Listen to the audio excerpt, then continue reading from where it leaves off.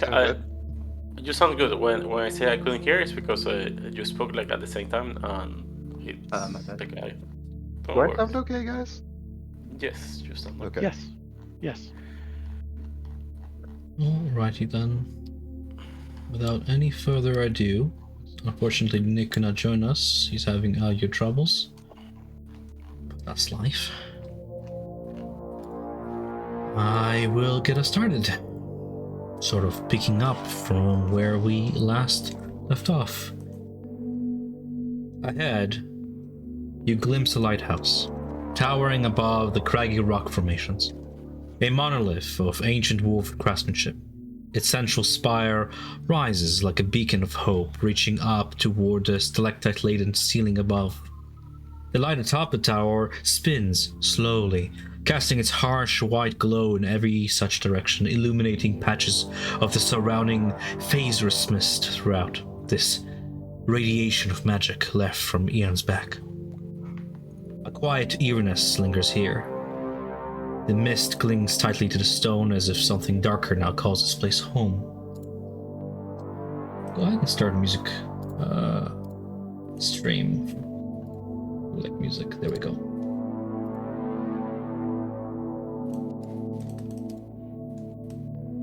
The mist clings tightly to the stone as if something darker now calls this place home. Scouting your surroundings, you see faint scratches, deep gouges in the rock that suggest a struggle took place not long ago. And as your group maneuvers on through, I'll put us on the map.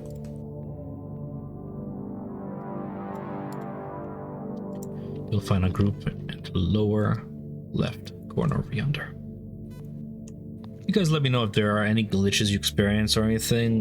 We have been starting with the jump gate beta, which puts a few changes to our Roll20 maps and such.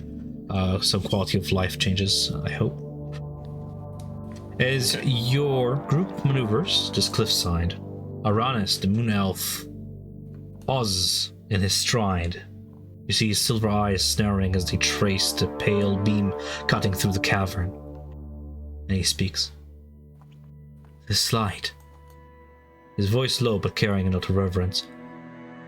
I know this place. My sister and I passed through here during our flight from Menza Berensen. Beneath this light lies the Fardrum vault. He stiffs the air, his expression tightening. Blood. Fresh. There's been a recent altercation here. His hand drifts to his weapon. Whatever has taken residence up here may not welcome visitors. Down by the Dark Lake shore, two rowboats rock gently, illuminating by these motes of light. And ahead, at the base of the lighthouse, you can see the outline of what it looks to be a large stone doors. With that all being said, what would you like to do?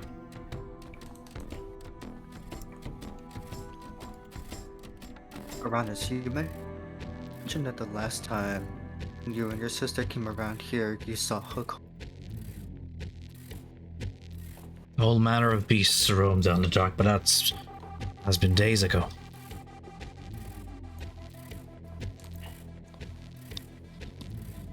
Keep your weapons about you.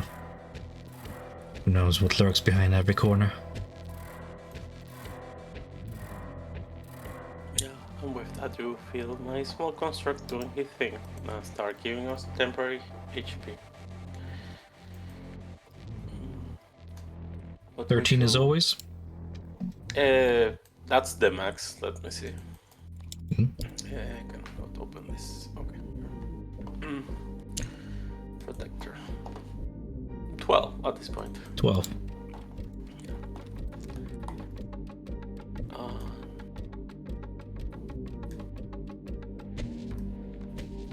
We are at the table. What would you like to do? Speak to me, guys.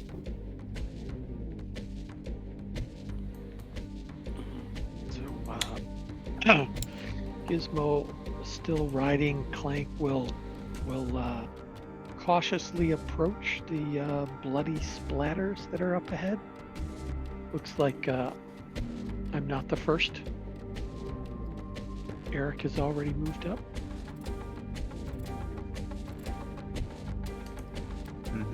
Eric is looking at them as well.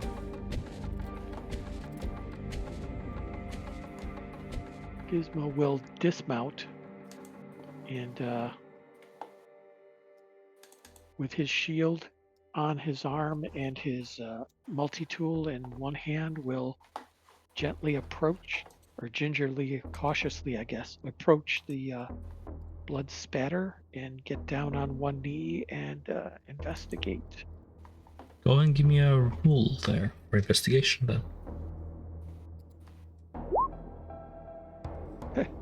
As you and the party approach the base of the lighthouse, you indeed notice scattered bones, large, irregular claw marks gouged into the stone, too recent to be ancient battle scars. Fresh bloodstains, partially dried, streak the floor near the entrance and where you stand. There's a faint smell of decay lingering in the air, unmistakably recent. You see scraps of gnawed meat and broken weapons litter the ground, suggesting that whatever conflict took place here was violent and unresolved. With your tools, you get a close examination of the debris and get more specific clues. Among the remains are jagged-edged arrows, unmistakably of Knoll make. The shafts are crude but effective, designed for tearing through flesh. Along the arrows are patches of matted fur, yellowed and filthy. They belong to gnolls. Further, the claw marks found in the stoneworks bear a dual nature. Large, deliberate strikes from powerful creatures, and then you see smaller, more erratic slashes as if from savage, frenzied assailants like the gnolls. Beasts fighting beasts.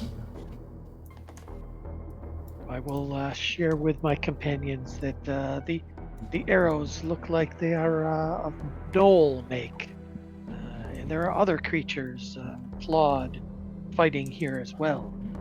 Be on the lookout. Be aware they could be anywhere if they have bow.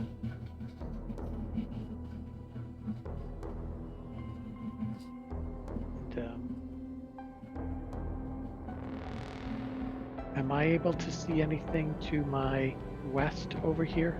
Is this looks like a raised bridge or platform? Yeah, maybe it's a ravine that declines downwards, and above it, maybe 20 feet up, is a spanning bridge, expertly crafted by dwarven make. You can tell the style.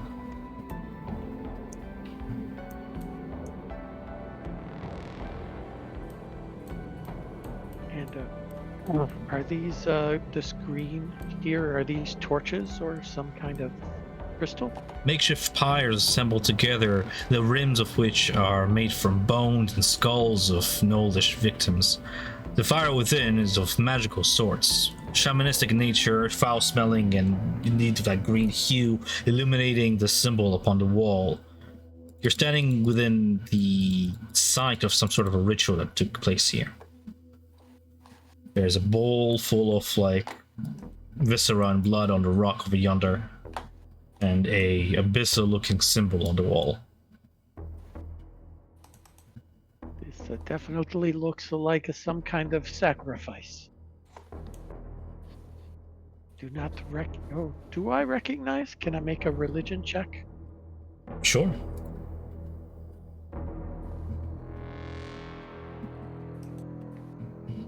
With an 18 religion, you recognize the obvious signs of gnollish worship. Their god, Inagu. A demon prince of his own right. A master of the hunt, a beast of butchery. Known to some as the ravaging, never-ending hunger.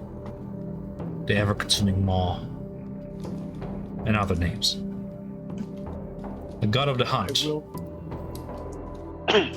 I will share to my friends that the ritual seems to be to appease or to gain the favor of the demon lord of the gnolls.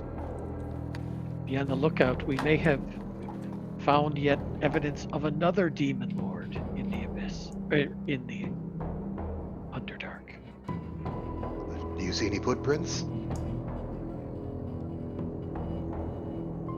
don't believe with my original investigation check I did, but it looks, it's not all that long ago. The blood's not fully dry.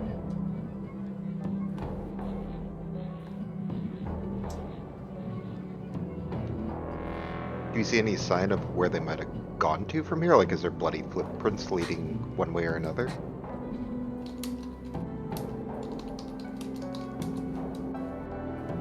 Sort of looking at the chaos throughout, it's hard to tell. Alone, you're but one pair of eyes.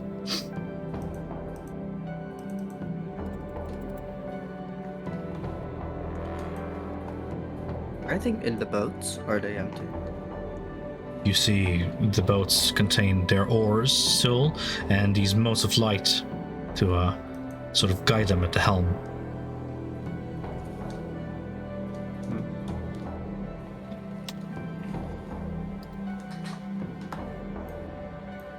The rhythmic pulse of the lighthouse's light glints off the still inky waters.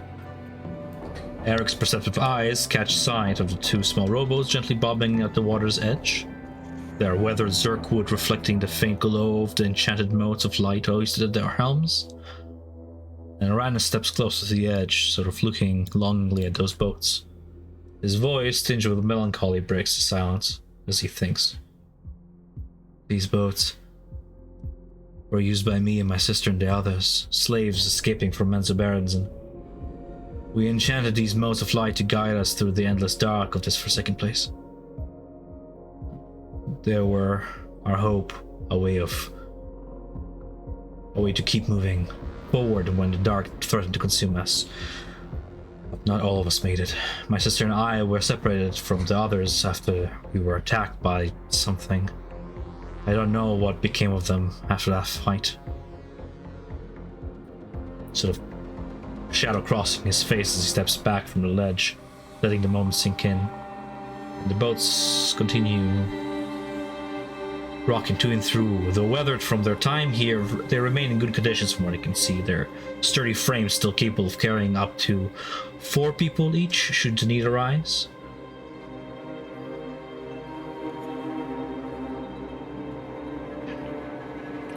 Gizmo is going to light one of the torch stalks that he was given by Baz, and he's going to hand it to Clank. Clank, walk down that path. See what's down there. As you guys take in the serene silence of the place, you see the passing light of the torchstock be passed to Clank, and then you hear this noise, this as the entire mushroom just explodes. Oh, it blew up? I roll a 6. Oh, okay. Well, I forgot that. Here, Just a he's gonna charred reach Clank. down. He's gonna grab one of these bones here, and he's gonna use his magical tinkering option to put.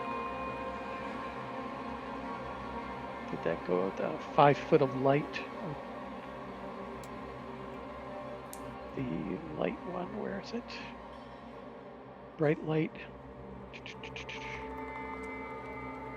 Bright light 5 foot radius and dim light for an extra 5, so it's not very bright, but he's just going to do it on one of these broken pieces of bone and hand it to Clank. No problem. A safer method, perhaps.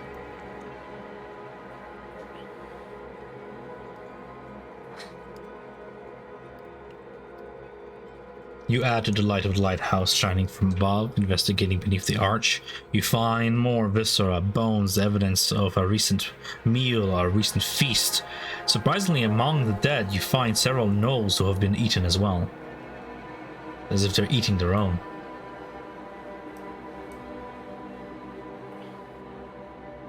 And I will follow 10 feet behind him, because otherwise he's not going to be able to communicate that to me.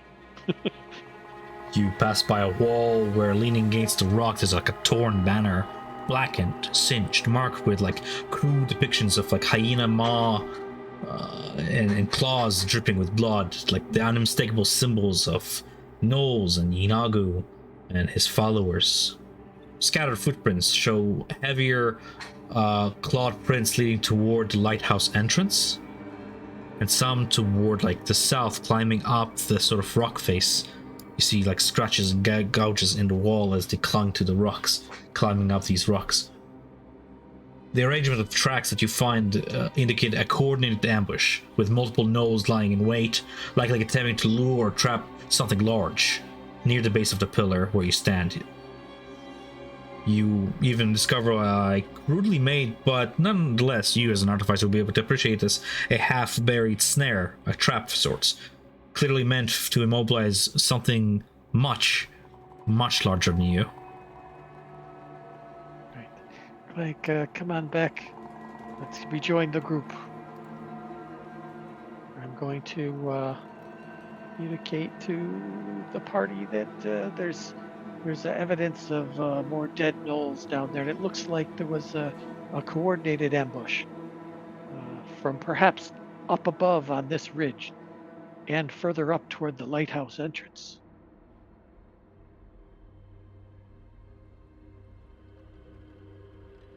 Well, it looks like whatever is here was...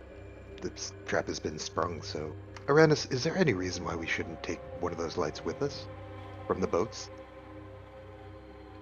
I suppose. If you take a look at the helms, they're quite heavy, made of zirkwood. They are shaped almost like two hands, branching outwards to hold these motes of light. It's a permanent spell until dispelled. If you snap off the zirkwood, it will act like a torch. Would I be able to reach down with a mage hand and free it? Or do I actually need to break the zirkwood? Mage hand can inflict 10 pounds of force. Eventually, the wood gives, as bends, and you break it apart, allow it, and it brings forth to you this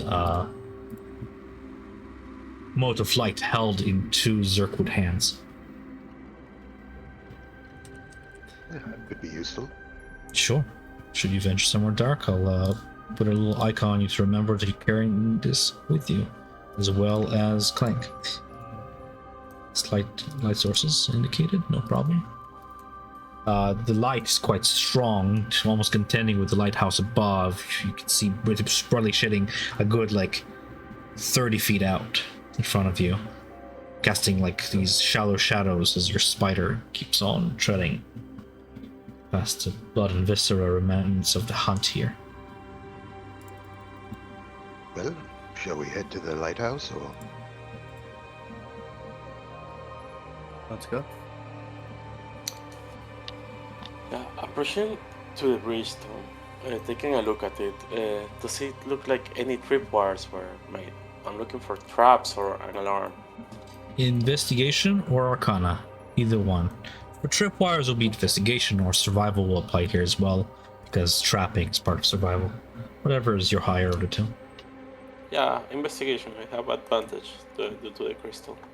20. With a 20, you spot what clearly looks like inert sigils that you would probably, as a spellcaster, would recognize as glyphs of warding. 1, 2, 3 of them across the bridge, 4 all across, but they don't seem to be active currently, from as far as you can tell. The phase wrist that sort of clings to this place settles easily upon these runes and does not seem to be reacting with any innate active magic. Whatever spell work would have protected this place seems to be inert for now. And with the 20, you also don't spot any wires across or anything. That's easy to spot. You guys have enough light to look between the pillars and such. Okay, in that case, across. That's nothing. Maneuvering past the ridge, you feel the cold draft of the water below and safely maneuver across all the way to the door. As you approach the base of the towering this Chthonic lighthouse, the swirling mist clings tightly to the ancient stone like a shroud. Before you stands an immense set of stone doors. carved from dark granite and adorned with like intricate dark dwarven runes. The craftsmanship is unmistakable, strong, precise, ancient. Each rune pulses faintly with like residual magic, the remnants of powerful abjuration spells still woven into the door's surface, keeping it locked. There's a thick layer of dust that clings to the crevices, but despite its age, the door has clearly withstood the test of time and the harshness of this underdark environment. At the center of the door is like a circular indentation, a socket where something once was. Around it, more dwarven symbols encircle the hollow in a protective design. However, the socket itself is empty. You see deep claw marks are etched into the stone, jagged and sharp, as if something immense had forcefully wrenched whatever was once placed here in this crevice from its resting place. A piece of some shattered stone lies at the foot of the vault door, shaped like a sector-sized, roughly 1/8 of a complete circle.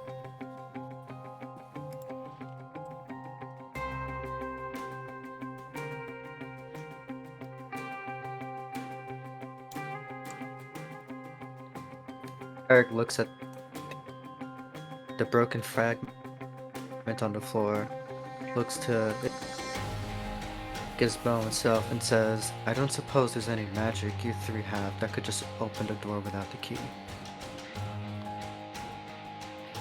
Well, I could certainly try to pick the lock, but something tells me this might be beyond my skills with a tool. A very brief look at the door reveals there is no lock. There is no keyhole.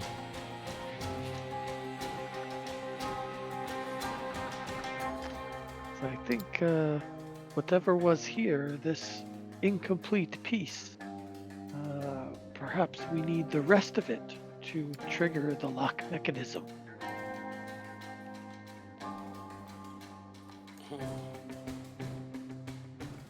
It looks like this. Is this this red mark on the door? Is it the same design that was on the wall back there at the sacrifice, or is this Not the same design, but the same motive. Plain of maws, blood, demonic-like chaotic circles of madness.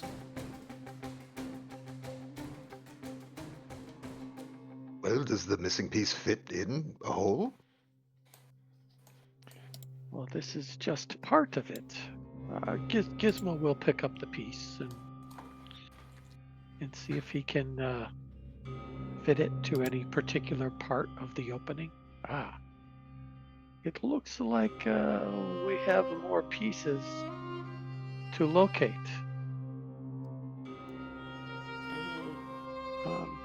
Does it snap into place, or is it removable? It fits, but it's not complete. It's removable, should you pull it out. Okay. Yeah, I will definitely bring it with us rather than leave it in the door. I will offer it to any of my companions who want to examine it, and I will happily carry it in my web grip rucksack. Say that 5 times fast. Mm-hmm. So that it is secured.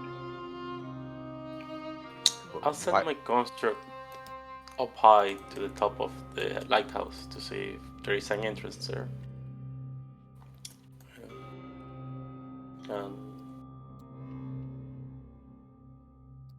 Up she rises, and through her eyes you watch, I suppose? Or is it like a somewhat familiar, or how do you... It's not a summon familiar, but I have message, so I can communicate with it through the distance. Like, I don't have to see it, as long as I know his name, I listen to it. Or she can reply. A brilliant magical contraption is set atop the tower that connects to the probably what would be the core of this tower that rotates from inside. Whatever gearwork or magic drives it is not viewable from the top, but you can see there's access to the contraption at the very top of the tower, as well as a sort of dwarvish switch off placed on its western side.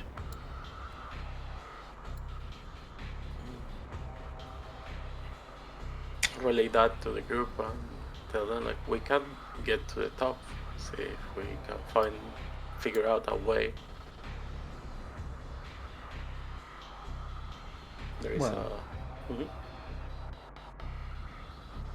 Can our Most of our mounts can just walk vertically.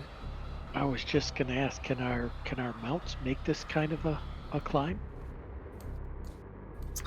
I know Clank wouldn't be able to do it without assistance, but I do have a scroll. Any creature can brave the climb with an athletics check, but the creatures upon which you ride do have spider climb.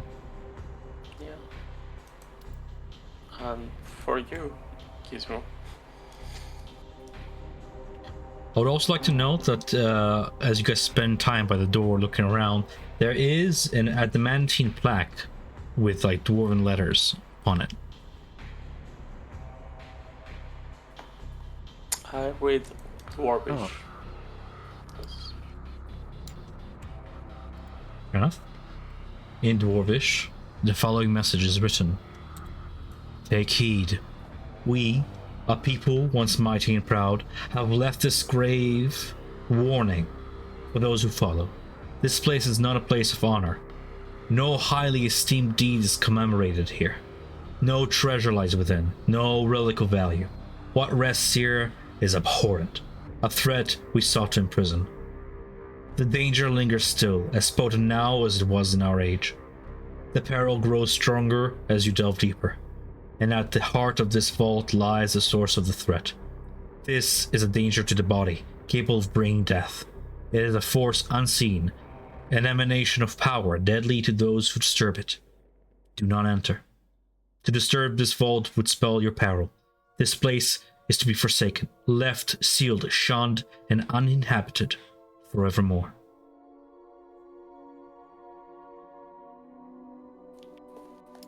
Well, that is not exactly a welcome, Matt.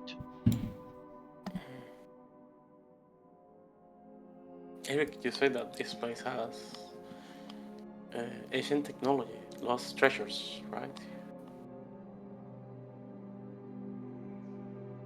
Well, what else would you put in a vault? Well, it seems like a horror, but I'm just trying to confirm with you.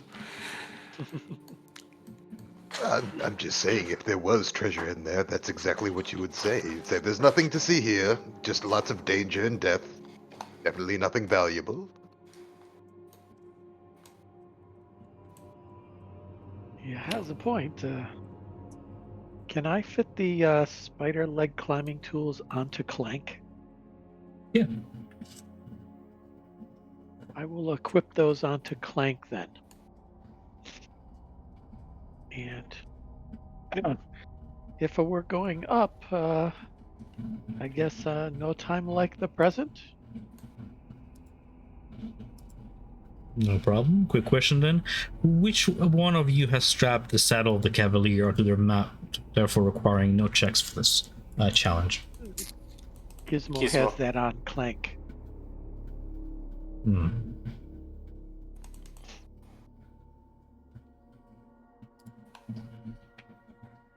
Fair enough.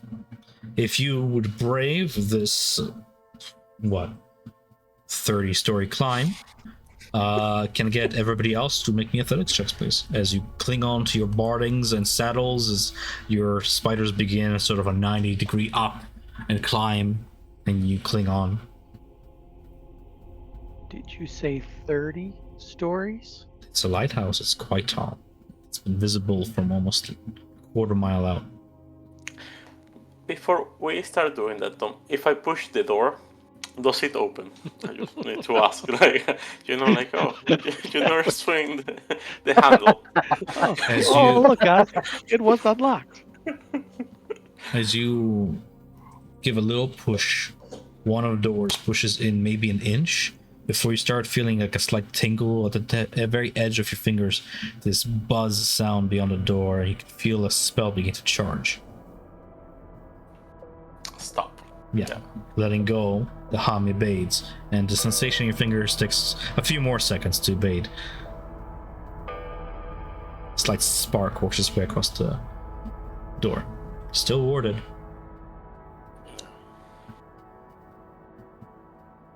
Well, let's do our thing, guys. Let's Athletics, you said, Per- right? try Perhaps so looking we for- should go around let's- and check for side entrance or stairway or something. You do a quick Or the maneuver rest of the around, whoever key. would be, and you can see that this almost perfectly rectangular building has no other side entrance. Okay. Nobody has broken into this place. Nobody has breached a stone. It stands like a bastion. I mean, maybe we should tie ourselves into the saddle, or I don't know. I mean, no one's riding Clank up. We should at least put that on one of the spiders. I am riding Clank up. That's the point of the saddle on him.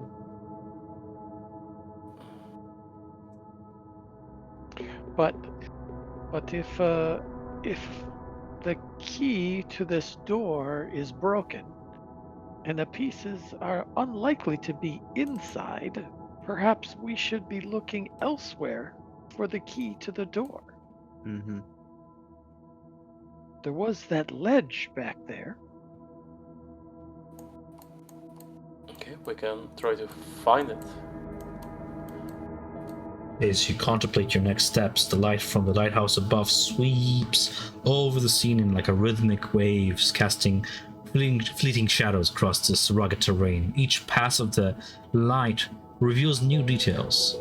And in one such moment, a dark opening comes into view, the mouth of a cave dug into the stone face of a cliff facing the lighthouse itself. Over yonder. Ah, yes, over there.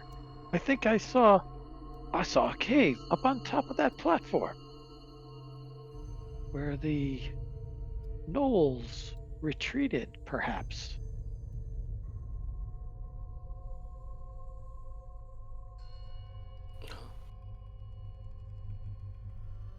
They could have the rest of the pieces. Let's try to catch them up.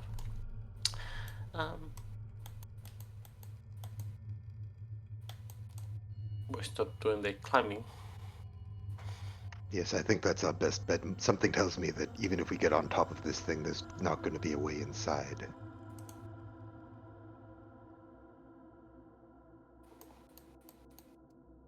So yeah, then we make our way to the cave. As you reconnect with the remainder of your party, you see Bajarak approaches Aranis to mid-conversation currently, exchanging a few words, and you look at Bajarak and you can see him, he's sweating. Wipe as he would at his brow, the sweat keeps coming, he's pale, he's not feeling himself, perhaps he has caught something during the journey, something to give him a moment to rest here with Aranis.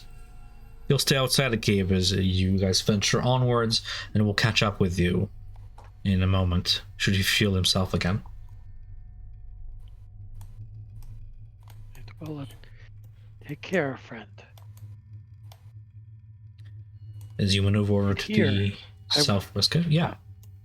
I'm going to pick up a random stone and imbue it with the same alarm spell or the same alarm sound that I gave Flank, and give this to Bazarak and say, if anything comes and you need to call us, use this.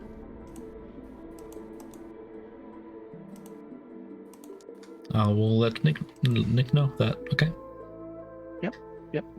Now, those of you who are making your way to the Eric will give southwestern cave entrance, you can Azaric back. Yes, Lauren? Oh my gosh, that was so delayed for you guys. Yes. I'm sorry. Eric will give Bazarak back the blanket that he gave him previously. Okay. Nick will also learn that through the video, I suppose. So those of you who are making your way to the southwestern cliff, you can tell the cave entrance would be large enough for your mounts to proceed through if they squeezed on through, but it's gonna be a tight fit. Squeezing creatures have disadvantage on like attack rolls and movement and such. It's just something to keep in mind as you're squeezing through tight passages. I'll leave mine here. If we have to run, they will be in trouble. Okay, I'll have you guys group up as you would in marching order, please. And I will return Clank's light source there, not as an aura, but as an actual light source once we're in the darkness. Sure. Otherwise, you want to go first or should I? otherwise I'm staring at a big old aura of yellow.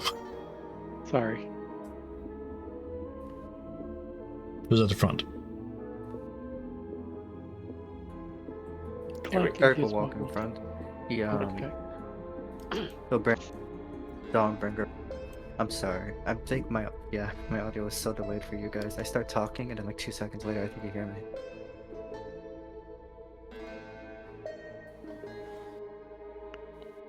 So Or maybe I'm the one delayed hearing when you guys are talking. maybe, but I think Eric, Gizmo, Self, and me. That's or I'm gonna say how we are looking, Tom, in this order. Gizmo, Eric, Self, and me. Are we going south or are we going west? From like or southwest? The cave is up here, right? This is Mhm. the cave entrance. So we have to make it up to that point, or you're just gonna. That's a given. That's a You're given. gonna take it. Okay. Eric, you illuminate to full brightness, or what's the dim light I'm giving you? Yeah, Eric will extend the light to 30 feet bright, 30 feet dim. Done. Save. Clank has a torch. That's 2020.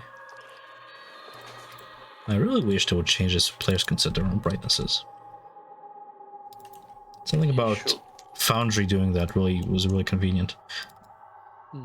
And then our I mind guess I'll bending. I'll put my light source away probably.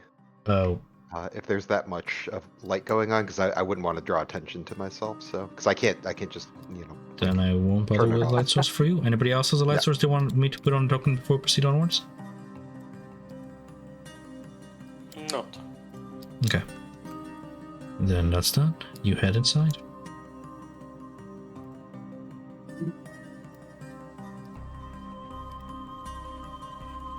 Vision is black. Vision is For me, it's black. Good. Yeah. The faint remnants. Clawed footprints. Deep and uneven trail toward cave's entrance, marking the stone with like a pattern that suggests that the movement of aggressive savage creatures has passed through here. And you hear it. It's like clicking noise as you approach this point in the passageway, like something drumming upon the cave's stone walls. The tunnels are completely dark ahead, which doesn't hinder some of you guys with dark vision, but human among you will have to rely on his sword's light. How far can you see? Okay.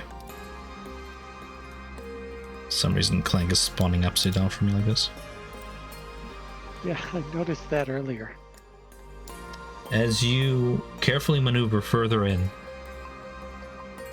you hear growling, the scraping of claws, the howling echoing through the cave. This den is marked by crude symbols, gnawed bones, and evidence of recent slaughter.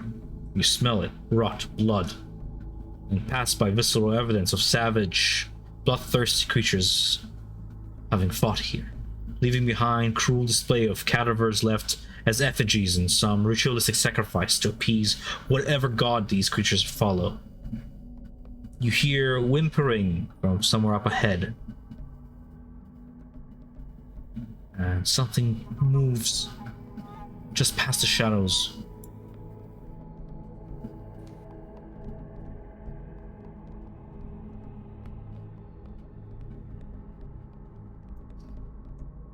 Give me guys a moment to I think sort they of. did sacrifices for every one of these circles.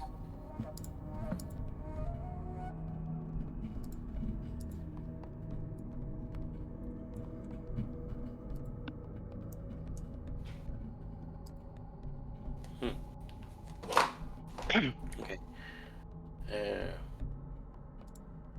try to move careful, like there is something in the shadows. And it looks like there's another one of those drawings again on the floor. We're getting closer.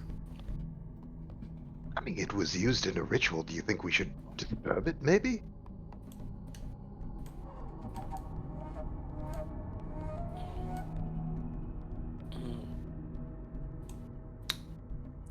I think it's just like in his honor, something of that kind.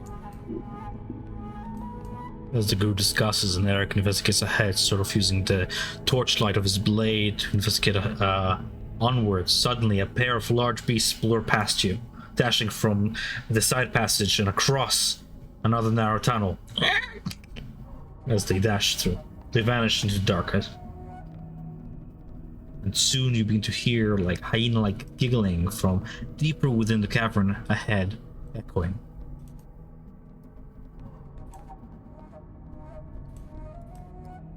As it like Outside. ran past, Eric grips Dawnbreaker more tightly, like right in front of him. And then as it like just doesn't return,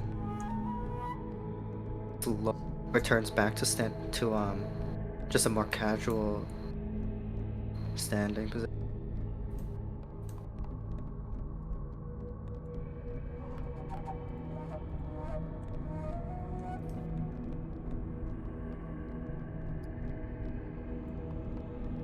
I was just going to share that outside it looked like smaller clawed creatures were trying to capture larger clawed creatures. Perhaps those things that went across have escaped?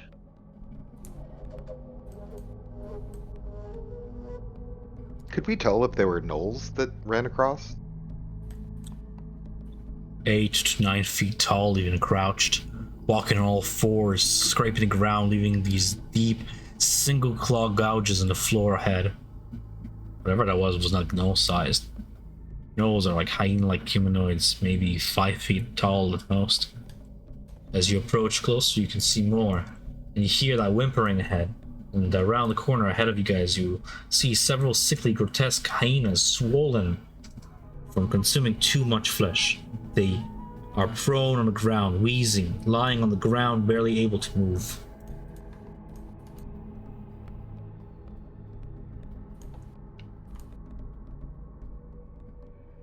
We should probably just kill those. That can't be good. Mm-hmm. Eric is gonna start executing them. If he can.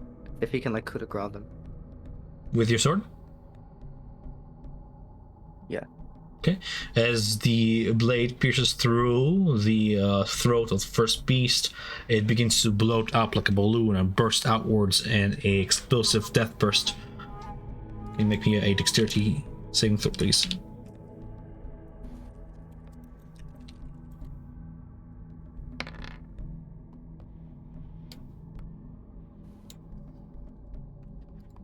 Eric, you feel the viscera hot on your face and something much darker, much more foul pierce through you like shrapnel as you receive 15 necrotic damage. The hyena before you burst into nothing more than viscera, but the others that begin to convulse, move as if in response to the movement. And from up ahead, you can see the shadows encroaching further, and now you can see the actual glint of the creature's eyes. About your height, humanoid but hyena-like in shape. Their silhouettes moving in the dark, reflecting the light of your sword.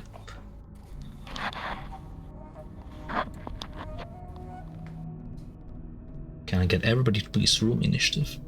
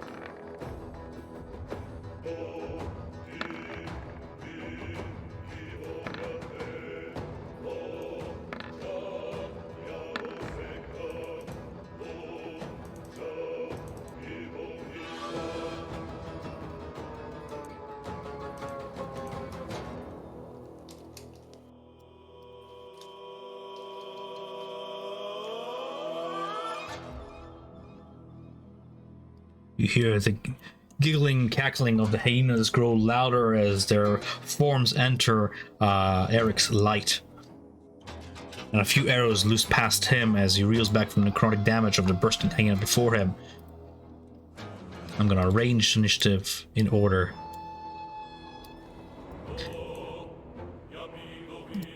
And begin our combat. Eric, is your dex bigger than 14?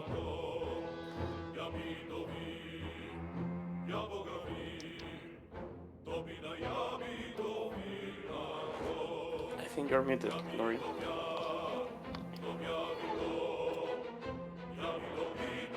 Looking at his sheet, his dexterity score is Oh my gosh. 15, so he'll go higher initiative than you. 15.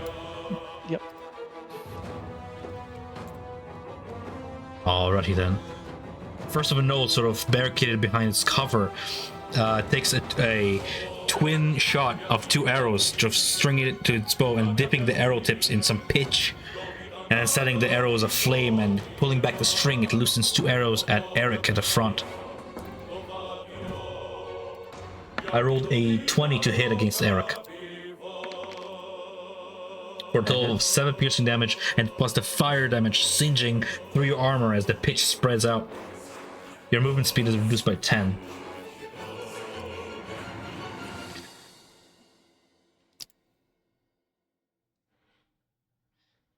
Alrighty then. Isabel, as you watch one of the hyenas burst out in viscera, almost giving birth of sorts in its vile fashion to another one of those bloodied ghouls, monstrosities, and that rises to its feet. What do you do?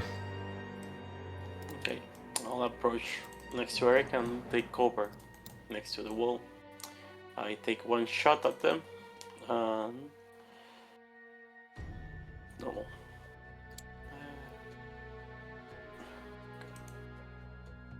23 to hit. Strikes. 8 fire damage as it goes through the chest. And I'll recharge the arcane shield of Eric. 9. I'll tell him when he comes back. That's it for me. Self? All right. I'm gonna move over into position.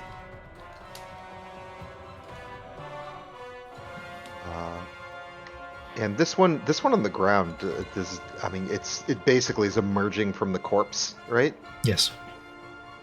All right. I will hit it with a hex and throw a couple blasts at it.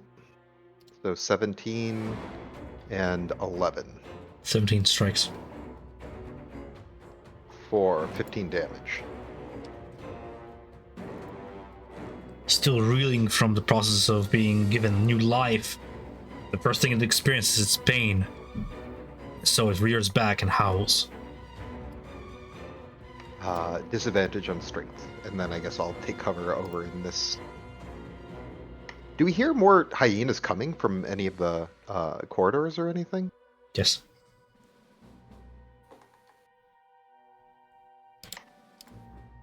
Okay, that'll be my turn. You hear the deep, vibrating growl of some beast as something large looms onto the group. A pack leader of sorts, commanding, manifests from around the corner over yonder. Dismounts and takes sort of defensive stance by its rest of the pack as a large beast it rides charges forth. Demonic in nature, this creature has a scorpion tail sort of arcing over its back. I'll give you a full picture of this magnificent beast which you're faced against. This hyena-like demon gifted by Inagu's best of gifts. These are some powerful worshippers of Inagu. I'm gonna go ahead and open up its character sheet. And it's gonna go ahead and charge forth. Can I get both Eric and Isabel and Atlas to make me strength saving throws, please? as it charges through over yonder. Opening its maw and grabbing the first person to fail on the save. Boat grapple.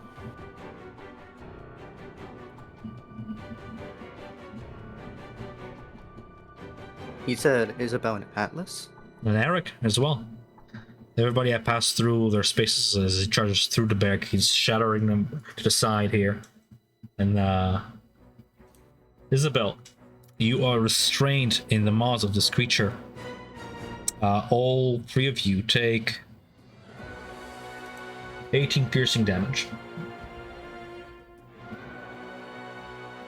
As Isabel is grappled. Is this an attack? Not right. It is an attack for the purposes of... What are you trying to do? Okay. The repulsion shield. As being grappled, like a force field will start pushing him away from me 15 feet away. But if it's an attack.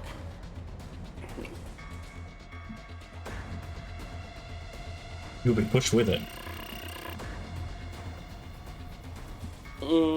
Okay, in that case, it doesn't matter. Grapple, push away 15 feet.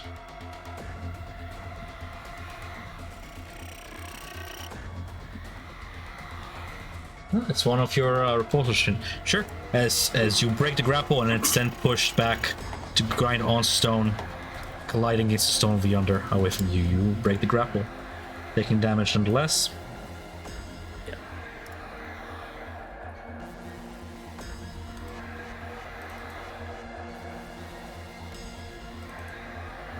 Checking the range, yeah, that's what I thought. As it sort of grinds past little Gizmo beyond you see the stinger come sort of fling it to the side, and with like a massive 15-foot reach, just scrapes by little Gizmo. 18th strike, piercing for 9 piercing damage, and you'll have to roll DC 12 Constitution saving throw against poison effect. As the paralyzing poison begins to sort of pump into your veins and your body fights back, you can feel your muscles begin to seize up. Constitution, you said yes. Constitution. But you fight back the poison, suffering a measly 9 piercing damage from a sting and shaking off the worst of it. There it remains, ending its turn after being pushed. As the second knoll bursts from one of the hyenas, it's going to be Eric's turn.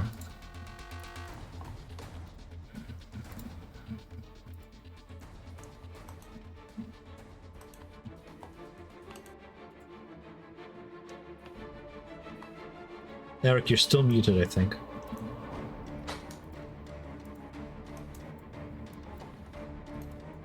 Stand action, second wing. Oh my gosh, no way. Yeah, Hello? this entire time. Yep. Hey,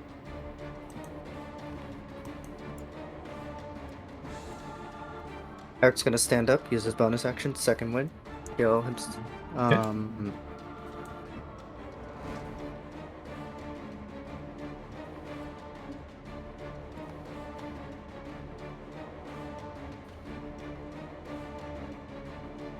Oh, sound just on my end, right, guys? Like, you can all not hear Eric.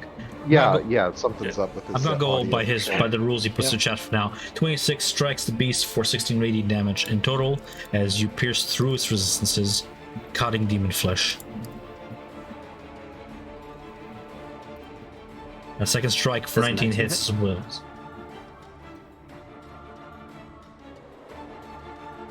For 15 damage. For another.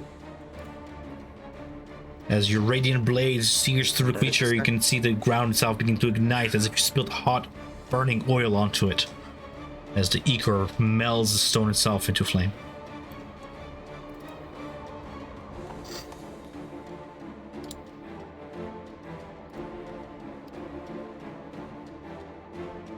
If you're done on your turn, you can just type into chat that you're done on your turn, and I'll move on to Gizmo. He's done. I'm done. Gizmo then. Gizmo is going to use his bonus action to cast Hunter's Mark on the big scary creature that just flew past us here in the hallway. Target locked. And I am going to, since I had my shield and my tool out, I'm going to just grab my hammer, Big Daddy, and I am going to close on the creature and use my attack action to swing twice with Big Daddy. 1, 2. I'm assuming the 12 is a miss. No. This creature is barely even armored, emasculated as it is. It's easy to find a sensitive spot between the ribs, expose it as it is. So both strike. So that will be Without the crit. it's not the crit. 12 and 10, 20. 22 And this is bludgeoning damage with your weapon. Okay. yes, and the hunter's mark. I rolled a 3 up there. Do you want me to roll it for the second attack? If that's how the spell works. Take the 3. I think it's for each attack. A 3 and a yeah. So there was when I cast it, it rolled the first time. So I'll use that. Cool. 3 and 9. That's 9. Cool. 19, 20, I got it. 31. Mm-hmm. Got it. Thank you. And so that's my action and my bonus action, and I can't command flank, but he can move on his own. So I'm gonna say that he's gonna move up in between Eric and I, and he takes the dodge action unless commanded, so he'll be dodging.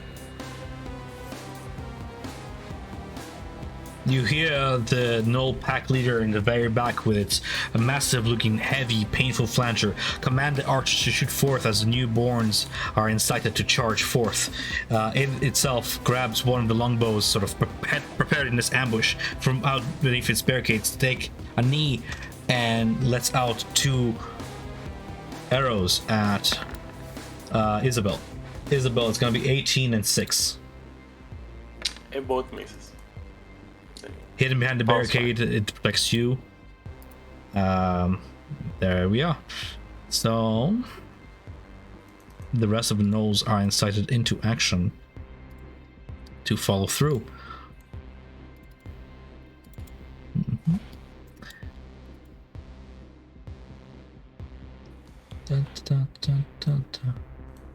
In a sudden rush, you can see one of them drop its bow and get out a few, a spear in each hand and charge forth, bashing toward first Atlas. Trying to just like severing from the air with a bite attack at Atlas. Not piercing through the metal. Hitting Atlas with one of the spears and then it's sort of in a dual motion, failing to pierce through the metal, but tenaciously grazing it for 2 damage nonetheless. It's gonna go ahead and tenaciously attack Isabel in twin strike for 21 to strike, piercing through. Yeah, that's good.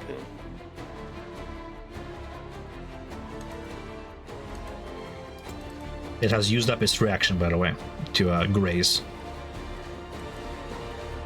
Just FYI. So 8 total? 8 total damage? Against you, 6. Yeah. And then 6. it grazed for 2 damage. It missed the attack and grazed Atlas for 2 damage. They're just tenacious like that. I'm gonna put this little. That's sudden rush bonus action. Just make sure I am using their full potential here. They are a Gnoll warband. The other Gnoll is going to go ahead and engage in pack tactics against Isabel, ruling with advantage against her with 2 longbow strikes. Piercing 1 through your armor. You're behind cover, giving you +2 to your armor class. What's your total armor class? 19. Okay, so pierce through it as well. For 2 piercing damage +3 fire, and your speed is reduced by 10 as well. The next goal knows to act is the one that's been hexed and sort of weak, dazed, reeling from the Eldritch Blast, and still sort of in the afterbirth of it. It howls in rage, and there's a sort of a rampage, and a sudden rush begins to engage forth in a feast. Isabel acting as sort of the forefront of the party here. These gnolls are quickly beginning to surround you. One advantageous bite attack against your armor for 18. I don't believe pierces through. It doesn't. And it's gonna bite 2 more times because it's unarmed otherwise. For 19 and 16, I believe 19 pierces through for a mere 4 piercing damage. And it's gonna use its tenacious to add 2 to that. It's just graze for a total of 6 for you. Follow me so far? Yeah. This is like a sort of encounter to teach you how gnolls work. Okay. Tenacious in their hunt, you can hear more cackles. First, it was you, Self, who heard it first. The cackles from the back as more reinforcements come dashing into position, taking sort of a reinforcing position behind the barricades over yonder. Picking up the longbow and takes its position there, sort of crouching behind the covers. Isabel's turn. Okay. You. Okay, you see Atlas start to bouncing back as he gives me again protection. 13. Oh, I love this guy. And you see like her gloves start to charging up with electricity, and she put it back in the ground. And can these 3 guys do me a Constitution saving throw as I cast Thunder Wave? Lightning is coming up. Constitution coming up. Yeah. Starting with the one closest to you, kind of sort of moving away. 1, 2, 3. By the way, I don't know if you guys know this, but with the new update I made, it's now possible to do like effects and stuff, like something like this. Oh, cool. That's cool. Yeah. For natural 1 for one closest to you, that simply tracks. 11 for this guy beside him, and 14. I think that's a failure for all 3 of them, taking a total 11 damage. Killing the one right in front of you in a concussive force of smashing him against the wall as it dies, destroyed.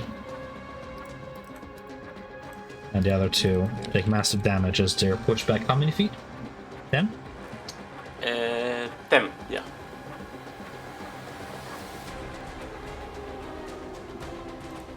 Okay. And repositioning, I guess. See, Atlas start like getting away from the danger. That's bonus actions. That's for me. As the beast at the back flank of the party continues to swing its stinger about, of sparking its edge against the stone, Self takes his turn.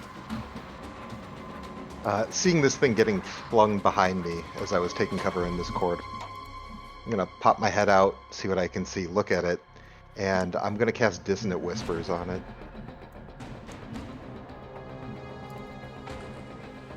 It's a DC 17 Wisdom saving throw. 19. Alright, so let me roll the damage on that. It will take half. And then I guess I will move my Hex to it and give it disadvantage on strength checks. So it takes 5 damage.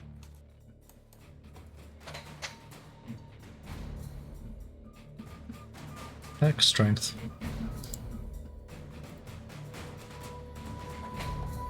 That's my turn. Reeling back from the hex and from the psychic whispers, the beast it's gonna go ahead and roll me a d6 for recharging abilities. Okay.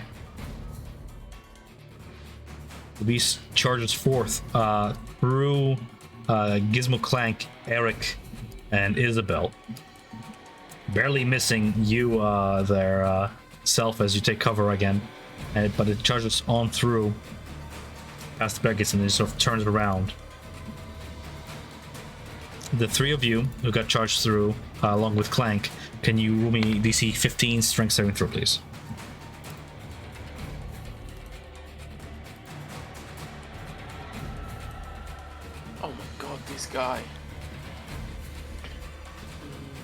Clank is the first one to get grappled in the maw of this beast and just get pulled with it across the battlefield. I'm gonna do the same as before, repulsion shield on that. When he grapples me, electricity will push him away. Jesus, not even a save. No saving. 15 feet away from you in this direction would be ending it here. Sort of pushing aside the snow to the side of yonder.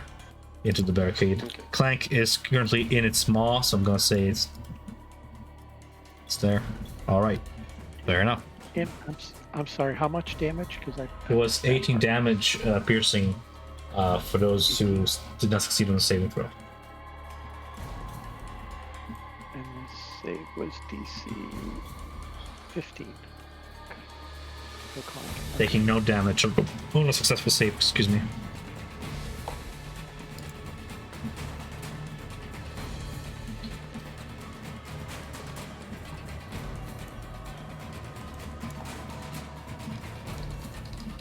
There is no save, but there is like a certain amount of time I can use it. More giggling from the back of the pack as more take side by the pack leader, picking up their bows and readying a volley. The gnoll that just got pushed back sort of goes on all fours and charges up ahead. Can only reach Isabel, who's keeping the front here, trying to flank you from the side there. It's gonna make 3 normal bite attacks in a rampage. Attempt to pierce through your armor. You're just being assaulted from the side there. It's gonna use its reaction to graze you for 2 piercing damage, but that's about all it can do as I give the turn to Eric.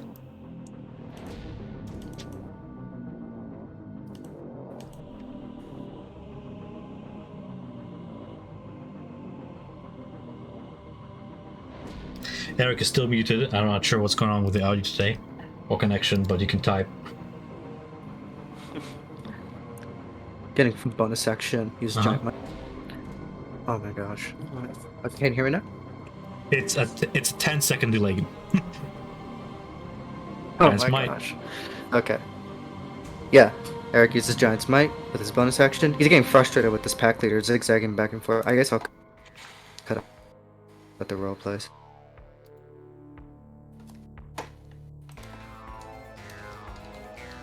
"16 strikes through the hide of the creature, slicing entwined. Let's see if you sever head from shoulders. That's done. The creature is destroyed before you.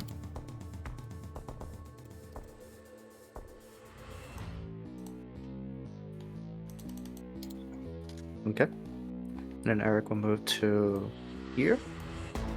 Here. Look, the big. He's gonna attack Yep. the other bloodied gnoll. Doing 21. If you do more than 3 damage, you slay that one as well.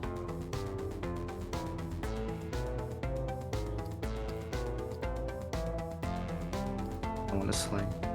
And he's gonna action surge to attack the big.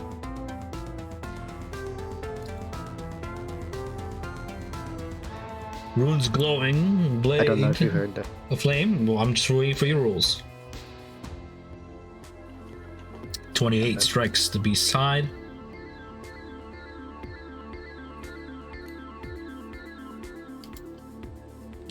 Nearly bringing it to its last fighting legs. It's at death's door.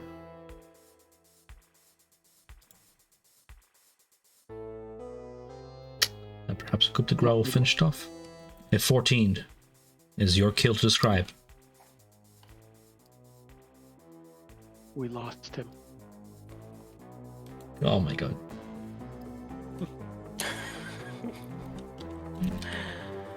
Well, Eric slays the beast, and I'm gonna give Gizmo his turn. Right, so Gizmo's turn. He's gonna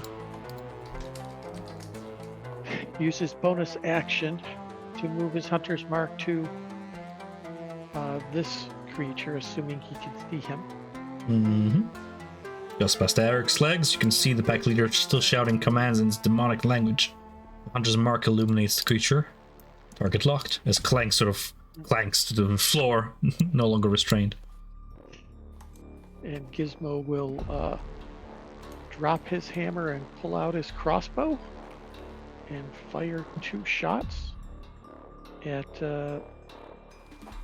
that leader then. Let's see. 1, 2. Back leader, though, she wears like a thick-looking hide and metal breastplate. You pierce through it with both shots.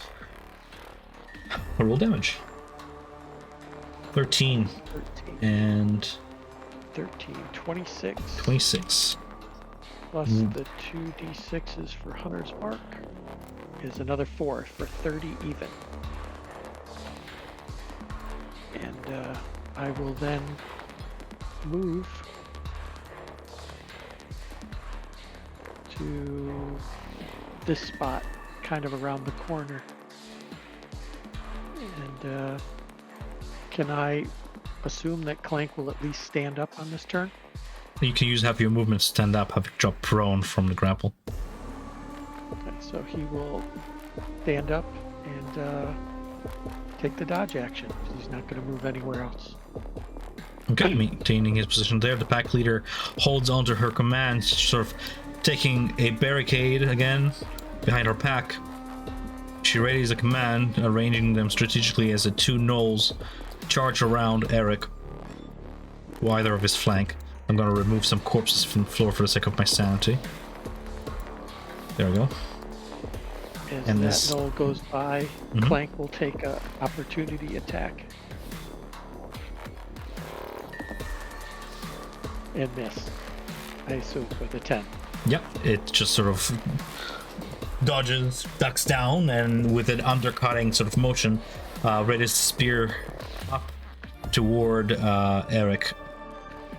So I'm gonna roll 2 bite attacks against Eric, and then 2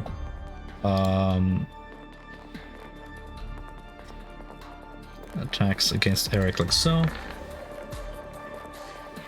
And I'm gonna release the Gnoll pack leader's held action to incite rampage, as it incites one of them to use its reaction to make another melee attack. So all in all, against Eric's armor class of 18, I have successful by attack, miss, 3 hits.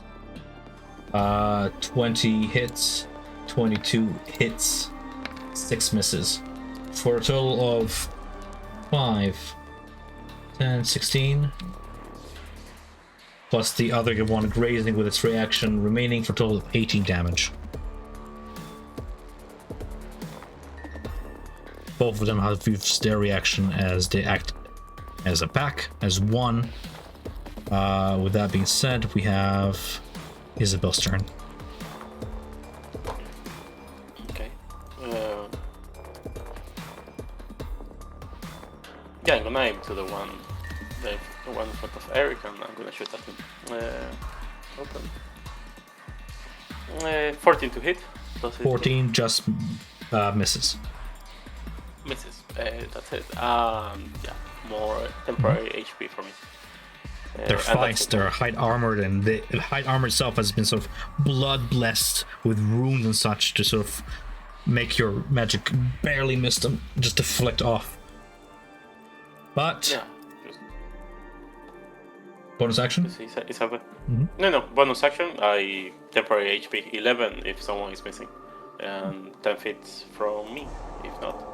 And as you're trying to like realign your shot, maybe it's your aim, you realize it's not a matter of your skill, but that blessing coming, that red miasma coming off their armor, those dark abyssal runes, they're sort of trailing back behind them, like 2 tails, originating at the pack leader, who's under her breath chanting a spell, all the while holding to a familiar looking stone. Another one of those shards that you found before the temple door, using it as a focus to chant, corrupting it, channeling its magic through it. As we have that being done, we have Self's turn. Running out from behind cover and taking cover again. I'm going to move the hex over to this to the pack leader and take 2 shots. 28 and 28. Both hit. Just the first. Ooh, that's bad. First one is 12. Second one is 20. So 32 total. How do you want to do this? All right. So I'm gonna do like an Apex Legend slide, come up behind this thing, like do like a barrel roll over the dead hyena in front of me, and then just finger pistols, one in each hand, pew pew, knocking him back against the wall and splitting his head open against the rocks. The remainder of the body just slowly slumps down, traces like a big old streak across the wall as it slumps to the side, falls over, and from the hand falls that piece of stone with runes upon it. I blow the eldritch smoke off my finger pistols.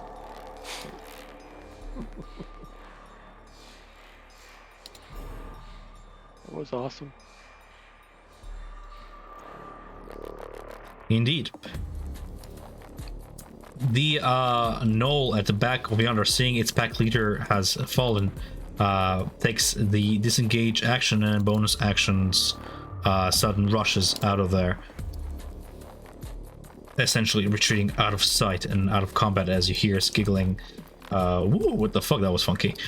Sorry.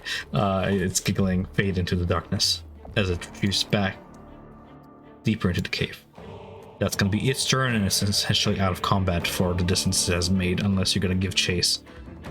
But that remains to be seen. Eric's turn.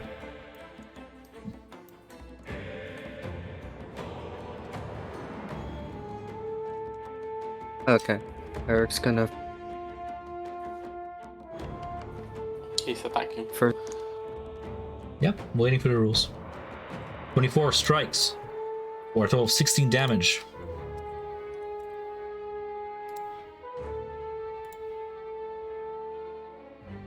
Is that still alive? Yes. He will attack it again. Ooh, does 15. Yeah, pierces. 2 cleaving strikes down another one of those hyena monsters as another one is destroyed.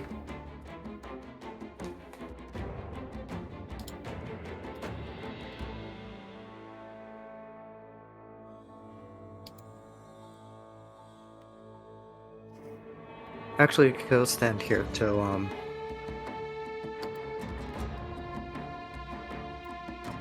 Maintaining his position there, sword at his side. We have your ally, then Gizmo take his turn. And Gizmo will use his bonus action to move the hunter's mark to the remaining knoll and then fire his crossbow. If it ain't broken, no need to fix it, as you pierce through the barricade. And the hunter's mark guides you to, I believe, 23 hits. And 6 plus your 14. hunter's mark. 6 plus this. 2. So that's 8. If it's still up, I will take the second shot with the 14.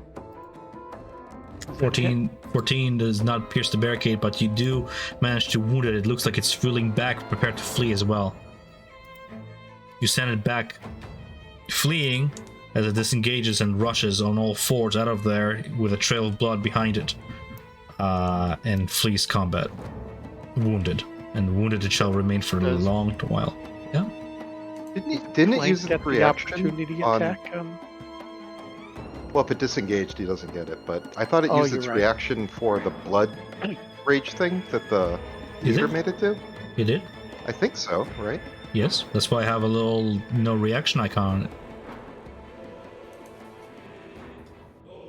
Oh, never mind.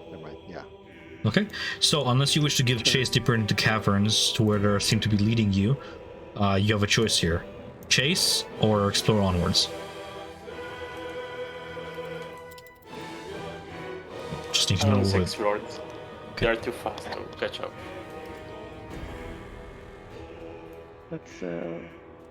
Let's leave those two go for now. Quickly, how is everybody feeling? You see, Isabel has like her whole torso is bloody. Like she has a hand keeping her her insides there. Try to keep your insides on the inside. Yeah, exactly. I think Isabel needs a band-aid of some kind. Eric has a lot of deep cuts on him. He's breathing heavily. Says they caught me off guard, going from 3 unconscious hyenas to all of that. I could use a minute to just sit down.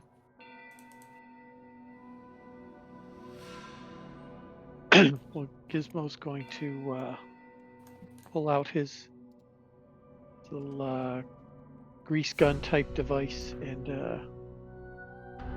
cast Cure Wounds on at second level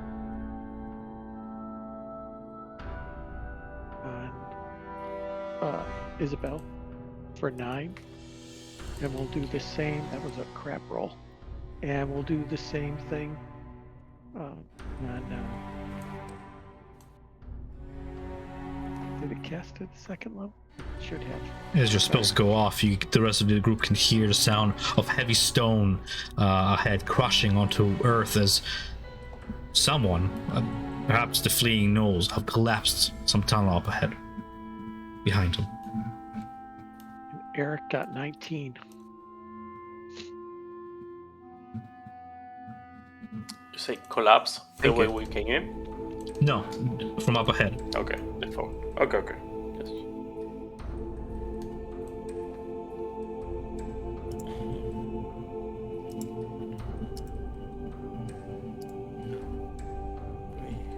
We can continue now then. Thank you, Gizmo. We can breathe again. And Gizmo will go up to Clank, cast Mending on him repeatedly if we have the time to bring him back to his full HP. You do? You see, while you are repairing Clank, you feel something in your knee hitting you over and over and over again. Atlas is asking for the same treatment. Oh, for the same. Oh, Atlas, I did not understand. Oh, the mending. Yes, I can do that. So I will cast mending as many times as are required. Spend minutes here. I don't know how many you need. It's 1 minute per casting. Yeah. All the while, in the distance, through the dark, around some corner or another, you hear a mixture of two things. One, that reverberating clicking, sort of reverberating through the stone and through your own bones, as if bouncing inside your own bodies like an echolocation, as something is drumming the walls, detecting you and whatever is beyond. And far beyond the darkness, a little bit dimmer in the sound, further away you hear drums and howling and cackling of more of those hyenas. Drums and a death. I'll pick up this the part of the key.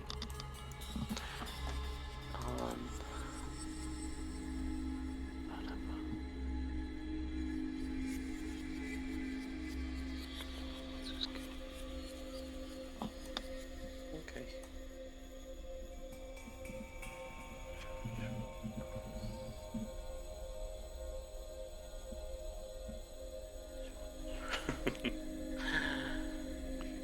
And do we need to or want to loot the gnolls further? Beyond picking up the piece? What do you want to take from them? You look down at the corpse of the pack lord. She wears a chain shirt that has been sort of patchworked to fit her. She has a wicked serrated-looking glaive, a longbow, other savage tools for skinning a mule. What are you looking for?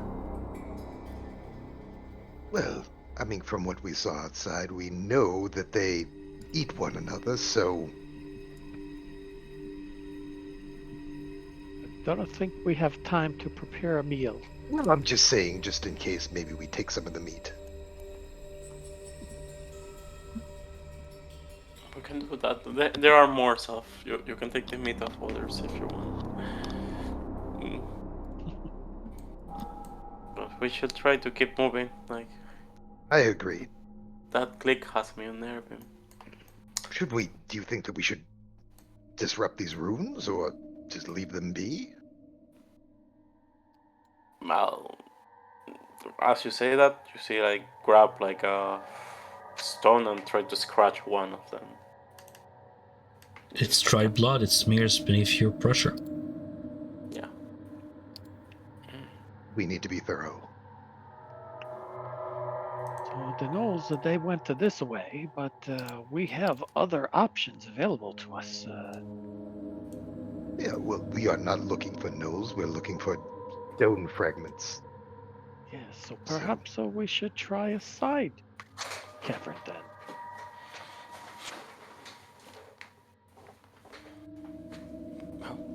Show the way, Kismu. I'm down to start walking north. Go for it.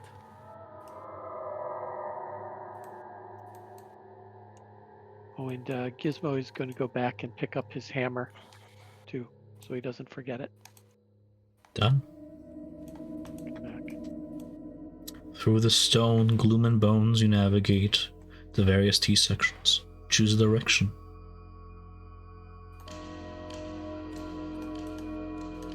Say left. Yeah, Ferric.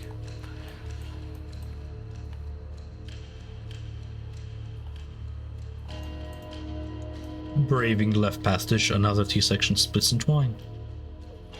You see a golden glow, like that of coins, coming from the south. A sickening green miasma seems to be leaking from the corridor around the bend to the south here. And up north, more branching passages.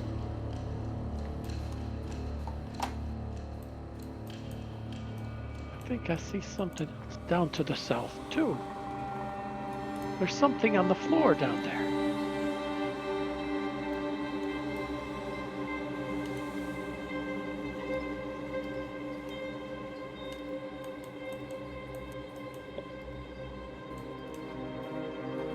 Yeah, this feels too convenient.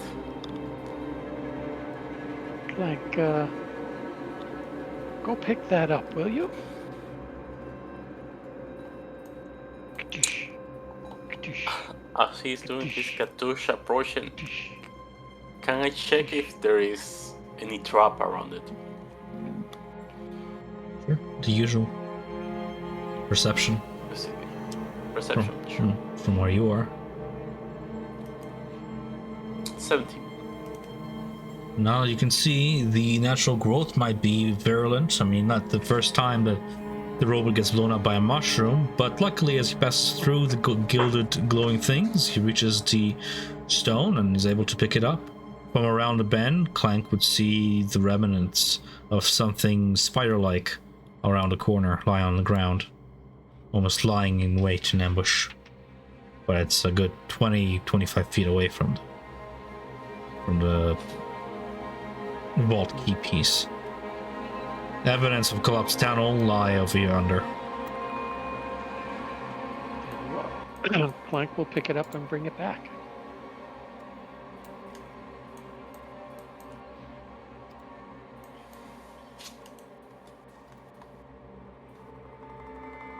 Good job, Clank. And I'll put that in the spider rucksack too.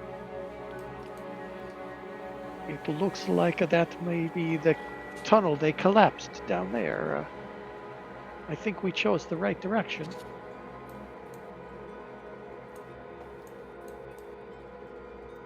Shall we continue? Oh, Yes. yes. Or west? There's some kind of miasma over here, but maybe we should take a look while we're here.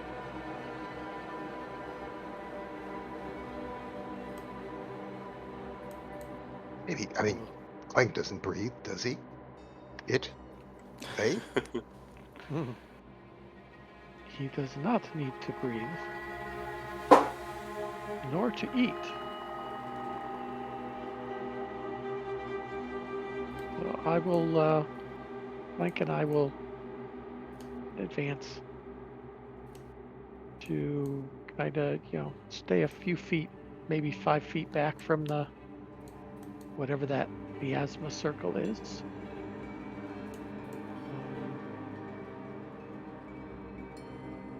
Is this anything I've seen before? It's different from the regular Phasarus that we've seen out. No, it About. appears less magical nature and more something natural that is being exhumed from the nearby mush flora of this dark section.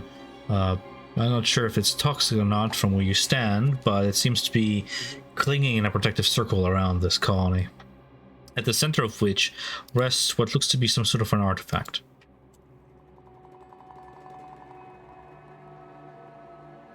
Yes, it looks like there's something out there. It's I don't know if it's creating the miasma or it's being protected by it. Perhaps it's these mushrooms.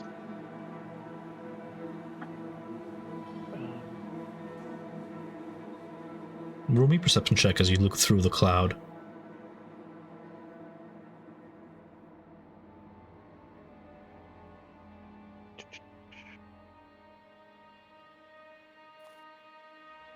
With a 14, you can just barely make out the silhouette of something humanoid lying on the ground, just past the patch to like sort of the left of it.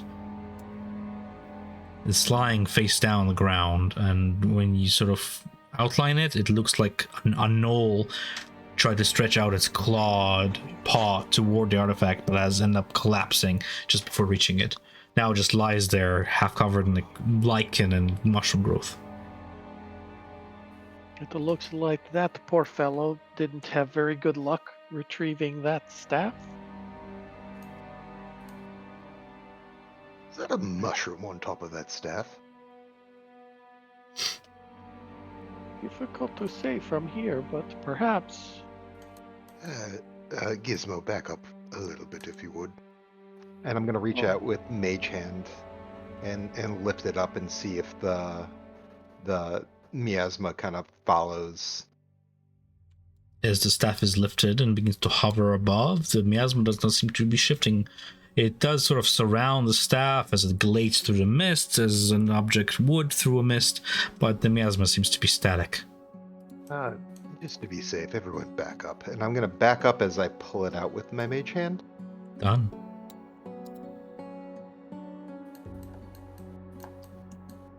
What do we have here?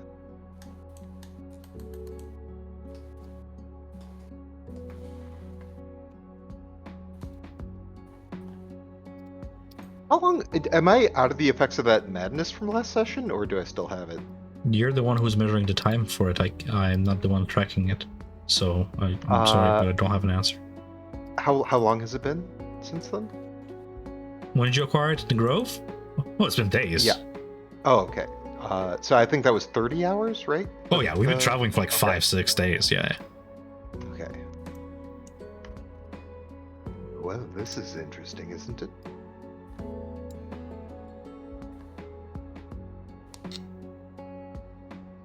It looks unique. What does it do? I don't know that it does anything. It steadies him while he walks. The sword in Eric's possession nice. whispers in a feminine voice, I find it is wise to experiment with such artifacts. One can bond with them, yes, but one may learn immediately if one tries different approaches.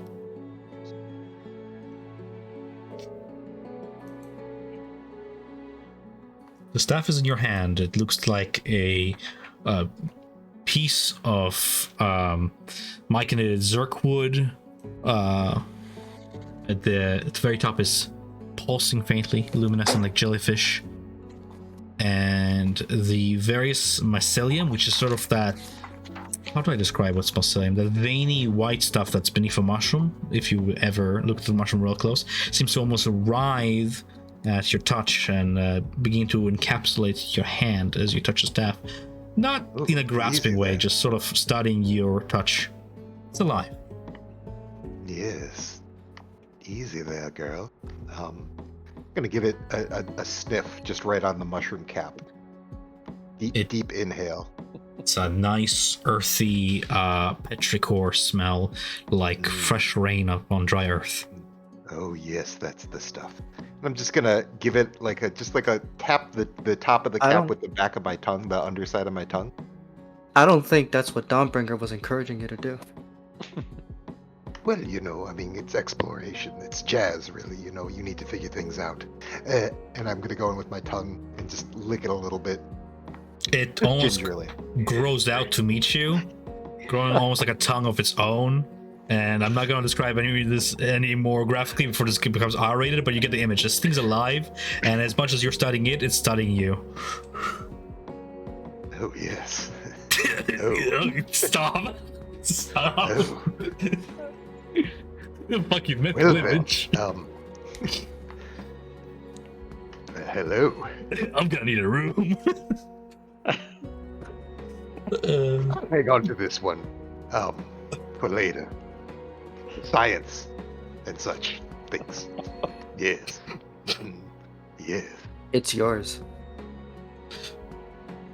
Yes, please, I don't think I even want to be around it. You know what, Gizmo? I feel a lot of judgment coming from you right now. I'm just trying new things. I'm exploring. Okay. Yes, you feel a lot of judgment. You are correct. Yes, that is a good assessment.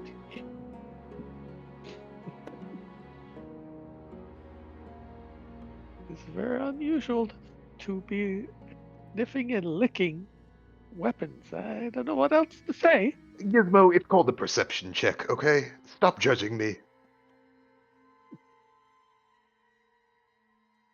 And I By all whisper it. means, it is Say yours it. now. Lick it all you want. I feel like you feel like that's all I'm going to Oh. do. I'm just trying to figure out how it works. No, I'm afraid it's not all you're going to do. That's what that. Never mind. Stop licking that thing. Gail says stop licking the spider.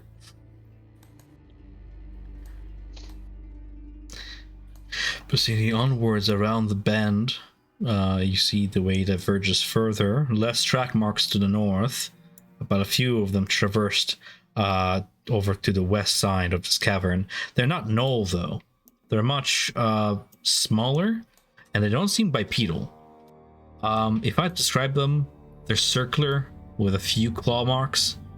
Imagine if an elephant had claws. Definitely not null-like.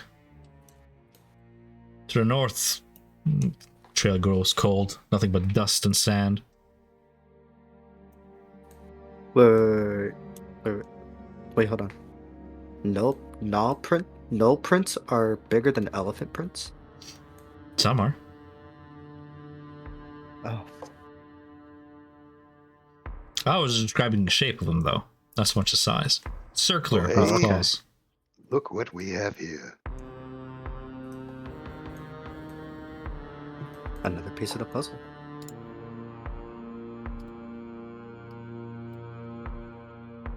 I guess I'll pick it up with Mage Hand just to make sure. There seems to be some bones around it or something, just in case.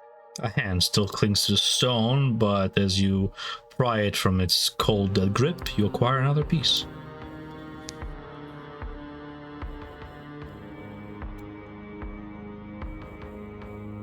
Are these runes and glyphs also appear to be dwarvish? Like the runes and writing we. Some are. You recognize some runic stylization in them, but they're mostly a uniform common language as used by arcanists and spellcasters, such as you would find in Candlekeep. It's a uniform language, the same one used for teleportation circles and such. Less a language, more like a mathematical formula, really, but same way that spell scrolls are made, same way that circles are drawn, circles of protection, of teleportation, of abjuration. That same arcanic runework.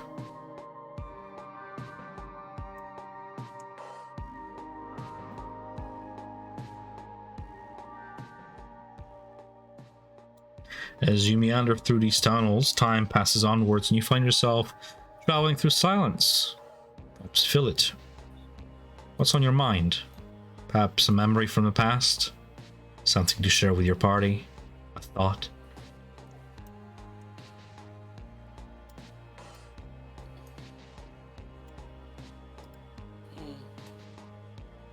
I wonder what were the gnolls fighting outside. I haven't seen any trace of fighting here.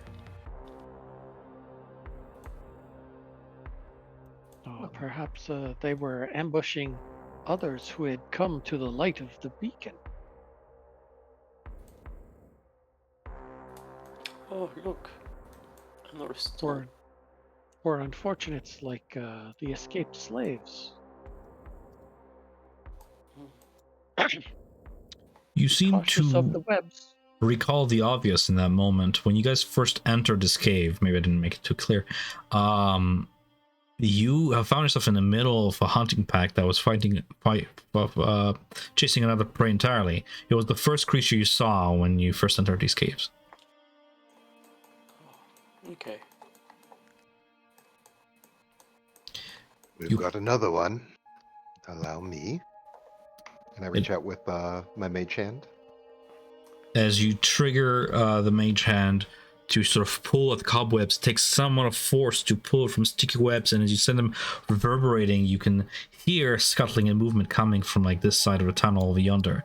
The sound of many feet as they begin to sort of encroach around the corner. Do you do anything with that information?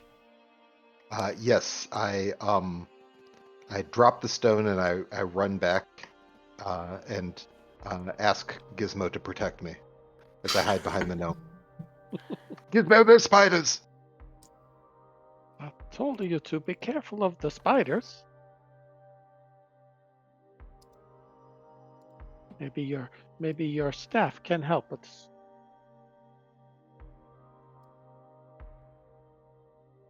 I can't tell, but I feel like you're being sarcastic.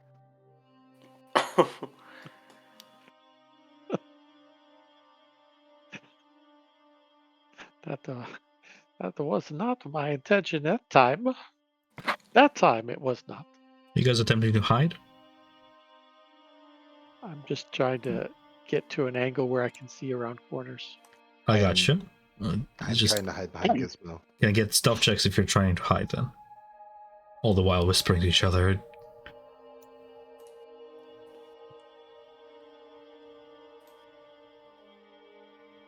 Yeah, I don't think we're trying to hide. No? No, only Jeff, but... Where's, Oh, well, forget it. We're hiding. As you guys are taking cover behind a rock, you can see a triad of these awful-looking creatures. Stout, maybe 4 feet all in all, but really wide, and with these wide maws for faces, walking on like 4 feet each as they scuttle about, just sort of like making these like awful noises and looking around with their 3 eyes and reaching toward the movement they just detected, trying to search about. Anybody rule below a 9? Oh! Me. Okay, so you just managed to, in the last second, hide your light sources as one of them peers its nothing like stalk of eyes in your general direction, and Clank just standing there. Yep, just standing there. They like open up their mouths, screeching, and charge at Clank.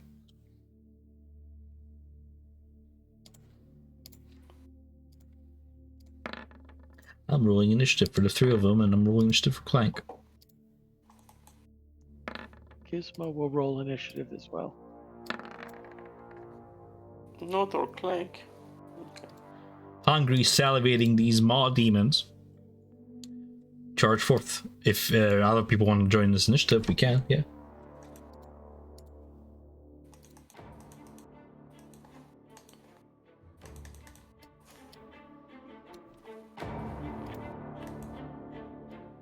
If that will be everybody, I don't know what's happening with Eric currently, but I guess he's rebooting his PC, trying to fix it.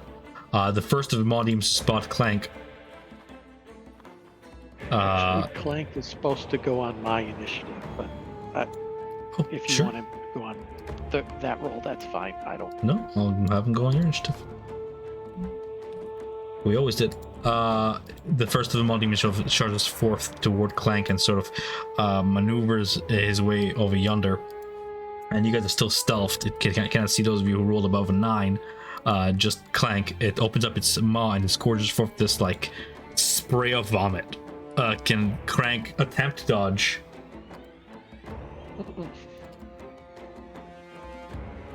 Can he attempt to dodge? Yeah, dexterity saving throw. Yeah. Against this scorched spray of acid. Ooh, I can use effects. Acid breath at Clank. Did it roll? Okay. Yeah, rolled an 11. He takes a total of 2d10. Ouch. Acid damage, 9. Okay. As Eric leaps to action.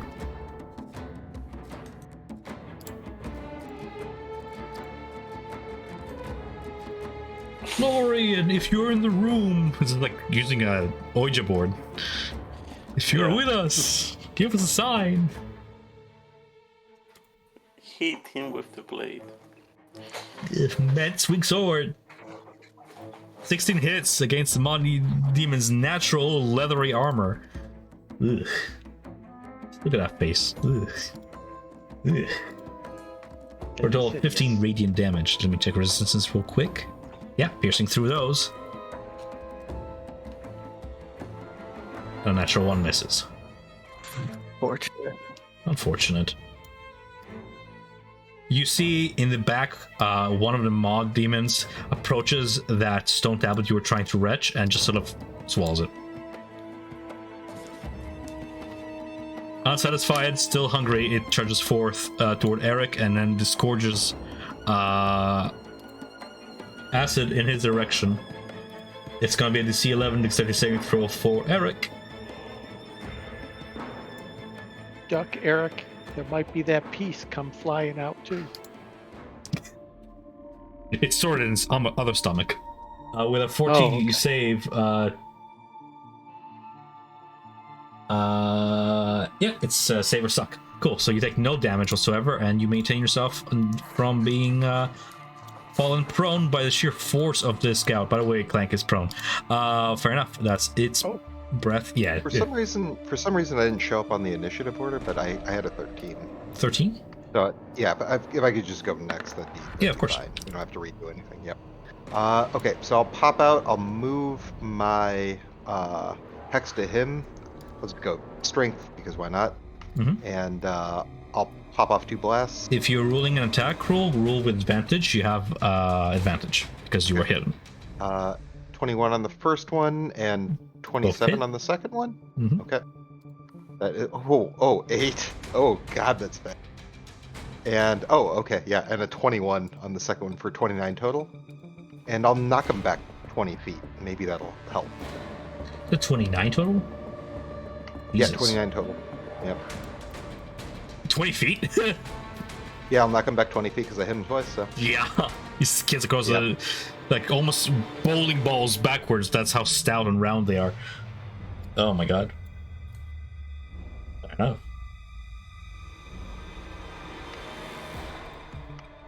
Alright, and that'll be my turn. Yeah, Clank. So Clank is going to stand up, and since I'm not commanding him, I'm moving my hunter's mark to the closest enemy with my bonus action, and I am shooting it with my crossbow. Clank will just be taking the dodge action. So that's a 20, and then crit miss. Mm-hmm.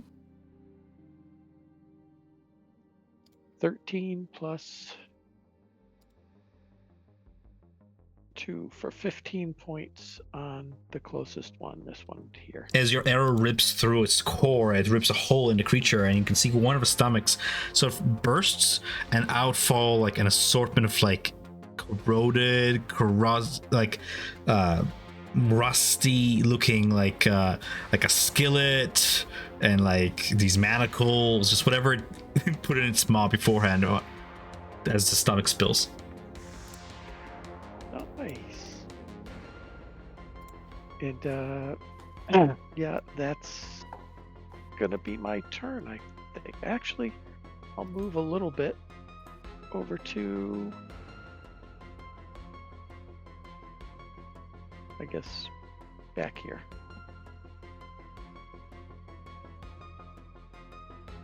And that's my turn. If you could stand Clank up. Oh, can I turn him? I don't seem to have a handle. No, I think it's the ammo. Oh, there we go. Not sure, but I think it's the little blue. it's a little dot in the corner blue there. dot. Yeah. The blue dot. Oh, wow. Yeah. Okay, that's different. Yeah, it's a new update. With that being said, Isabel coming out of the cover of stealth, barely, with a 9. Yeah. Like I'm like a stone. I'll aim at the one in front of Eric. Just for it. You know what's funny? You know who's also like a stone? What? Been here all along. And me too. Oh my goodness. All right, we forgot all about those guys. No, like, Jim Joe's been here all Glab's along, melding was with a always stone. thinking- Glab was just catching up from the entrance to the cave. Finally made it. What did I miss? 27 hits. 22 fire damage. This is at the one at the very front. Yeah, very front.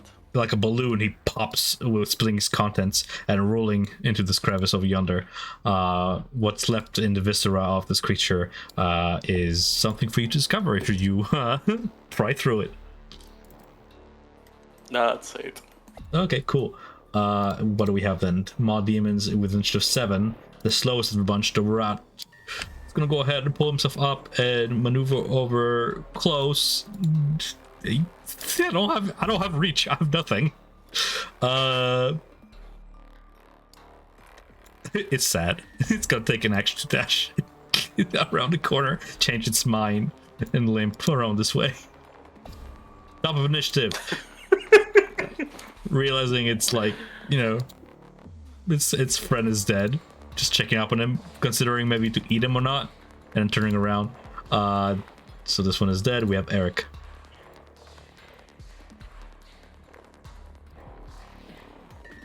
While Eric is deciding what to do, I'm gonna go ahead and draw a little blood puddle because I'm morose like that. Yay.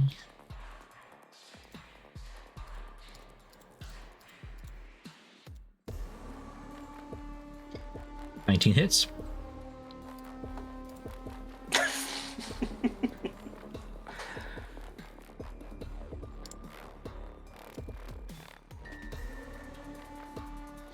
And 25 hits. Total damage is, because he's giant mining here in this tight tunnel, which, you know, I'll allow. If you try, I'll squeeze him. I'm sorry, I wasn't giant miting. I just forgot to toggle that off. Okay, so I was gonna still say normal that's gonna be static. squeezing in this tunnel. 6 plus 12, for a total of 18. Bloodies the creature as it opens its giant maw, trying to fit you in it like a mimic It's 17 chest. plus 12. Oh, It's 17 plus 12. Ignore the 6. Yeah. 29. fair enough. Ever voracious, it opens And its that maw, is his trying turn. to swallow you. As we give Self his turn. Oh, okay. So that one that I just hit ran off to the south, right? It went to his body, trying to like engulf him in its voracious hunger, but then changed its mind and just went like around the corner over yonder, and thus saw you. It disappeared around the corner here. Okay. Self is going to take 2 blasts at this one to the north, right there. So that's going to be 19 and 21. Both hit. This is not hex, so that's 14 and 8 for a total of 22. They just fine. and Had then- 4 HP left. Okay, and then oh no, you don't. Fuck. And then I'm gonna take my 30 feet of movement to the south over here.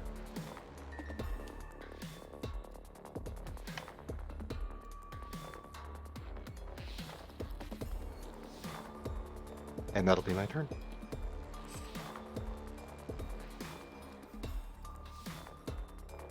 Gizmo. All right, Gizmo is going to say, "Don't run off and get lost now," and he's going to use his movement to get up into this area where not going to be able to see any enemies except the dead ones. Well, it depends. Roll me a perception check. Oh, well, that's a good point, I suppose.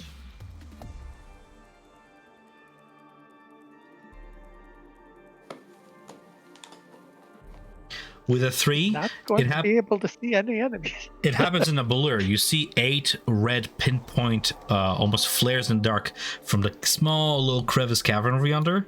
So glint, just 8 eyes, and then like 6 legs, spidery, spindly, begin to pull the maw demon into its little cave here and begin to like spin the cocoon, and he's gone in a blur.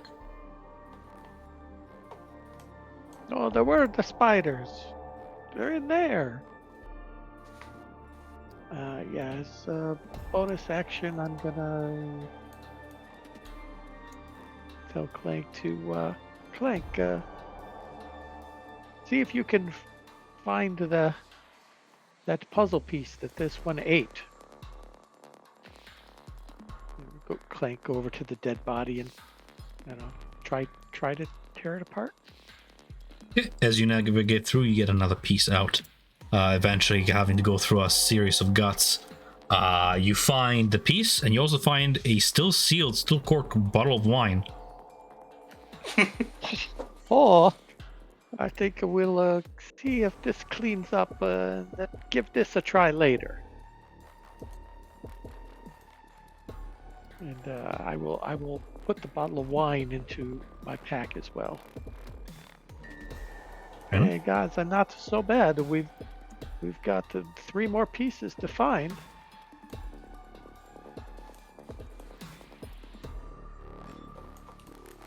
But watch out for the spiders in there.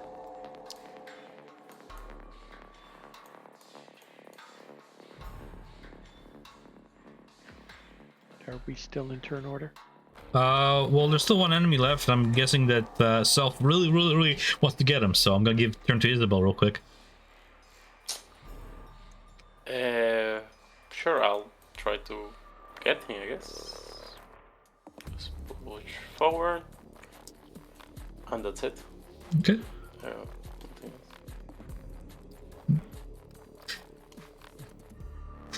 Maw Demon turns a corner and then sees Self. And then it ends its turn there because it took the sprint action. Just freeze there. Ah! Is it my turn now, or is it It's Eric's and yours, but you know.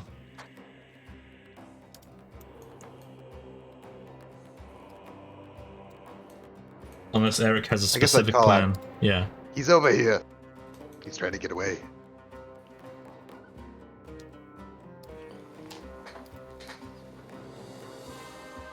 Which direction do I hear his voice coming from? From like Self? Yeah. Self, you hear from yonder.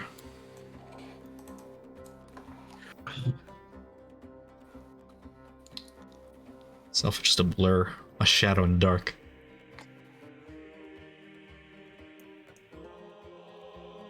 Alright, we'll get to there, and then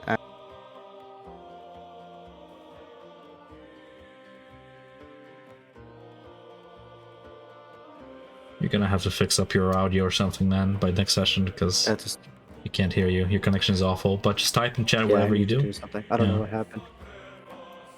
He action dashed, and that's the end of his turn. No problem. Self. It's your glory kill. Ah, there you are. Where are you going, little one? It eats your first bolt and then like you hit it in the underbelly with the second one, dealing more than 4 damage. bursting it open. And there's that. As it burst open, flinging through the air by the sheer force of your Eldritch Blast there, and splattered against the back wall, it's like a fireworks of gold as whatever bag it ate before just sort of burst, sprinkling coin all over the floor. And we're once again out of initiative. Did we just get a loot explosion here? Is that there's gold everywhere? Oh, excellent! I prestidigitate Eric. Oh, sorry about that. Get the viscera off of you. I apologize. I was a little overzealous. Thank you.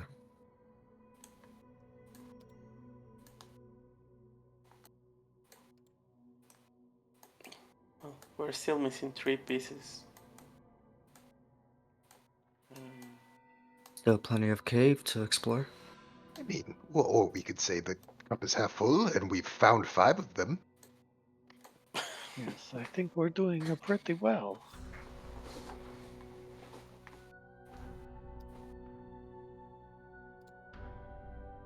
Everyone, come here. Look at this. Look at this gold that we found.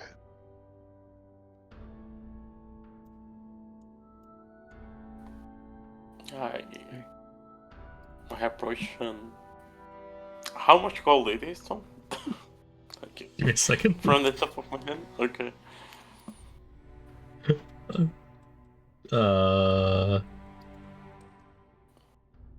Alright, y'all. Somebody roll me a D100.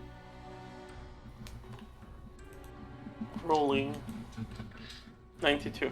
Roll me Nice roll. roll me 3d6 and then another 1d6. 3d6. 11, 1d6. You find 11 gold pieces and 3 platinum pieces.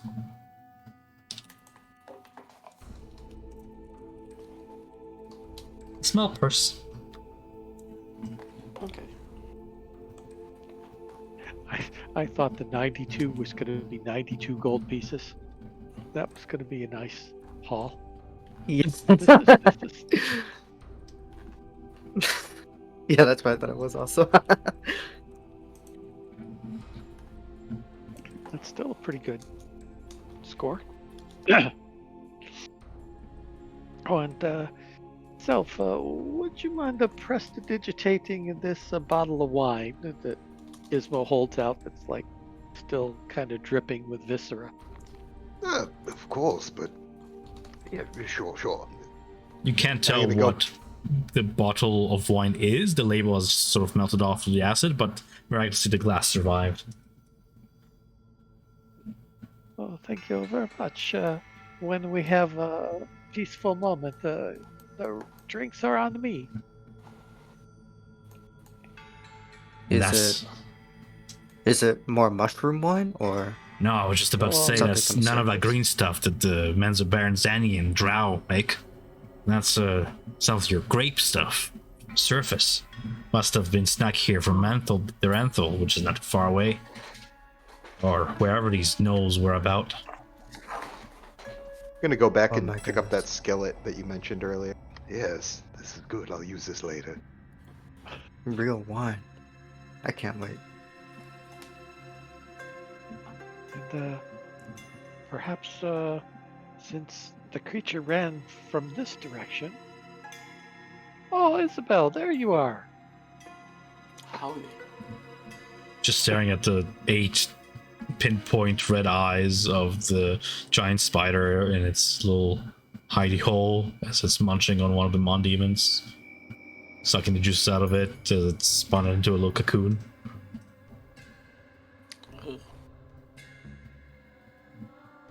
Impressive. How they survive down here. And won't have to eat for a while either once it has that meal, which is in our favor. Can't relate.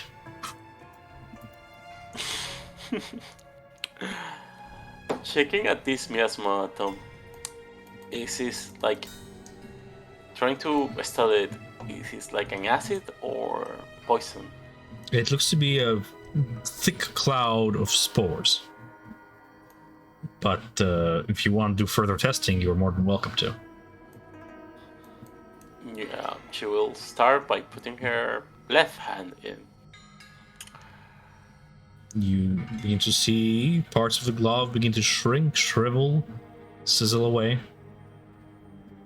I take it back. No. It continues to smoke in your hand, and you can see patches of green have begun to sort of grow on it, like very rapidly growing lichen in spots. Okay.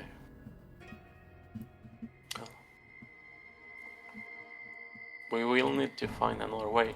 As she says, she's removing the glove and throwing it in the ground. If we had an empty bottle or something, perhaps Self could use his mage hand to capture some of that. I don't know what it would be useful for, but it would be a curiosity. Well, I have an idea on how we can cross, but there is the small risk of an explosion, so I'd rather not use it.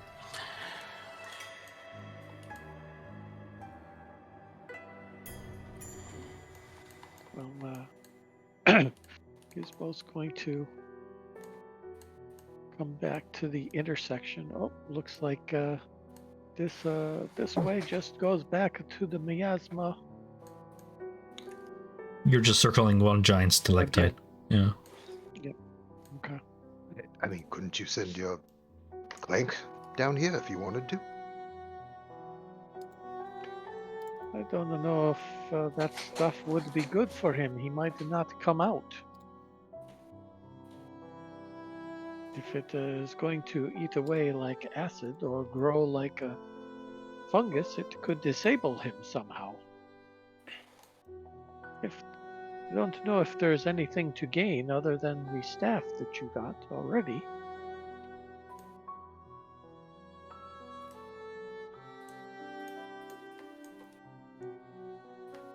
I suppose so. I'll try to use prestidigitation. It has like the effect of like blowing air. I'm going to see if I can dissipate it a little bit, if possible. Like in a 5-foot sort of zone. Yeah, see, I mean, because A cantrip is not as strong as Gust of Wind, but you're able to like make a little pocket, an indentation of it, but it quickly fills in. Fills back in, yeah. Well, I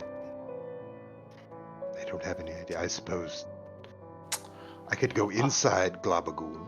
He could create a pocket for me, and then he could lurch his way across, and we could see what's on the other side. Yes, I believe they call it You think ceviche. Yes. You think those fumes are potentially being produced by the mushrooms? Maybe if you just destroy the mushrooms, they'll eventually dissipate on their own. Okay, but make some distance. Tom, I'm gonna have throw a firebolt at the mushrooms or to the area. All right, but let me get out of the way then. That could be flammable. Yeah. Cool. Let me know if it explodes. I need. You just send your streak of fire into that mast there? Yes. So, it's been weeks since you've seen such fabulous fireworks. Last time you seen an explosion this big was when you lost a party member by blowing up a certain ship. The glorious fire singes away Jim Jar's eyebrows and sends a heat wave down the chasm as the pressurized air booms outwards. I'll get you to make me a dexterity saving throw against the sheer force of the explosion here. Sure. 12.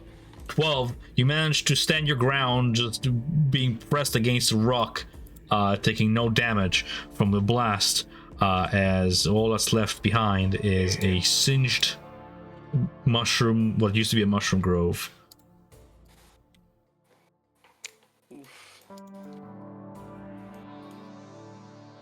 I would blacken it if I had the tools, but whatever. Well, that was quite unexpected. I was expecting it a lot. Your ears are still Not the ringing. first time.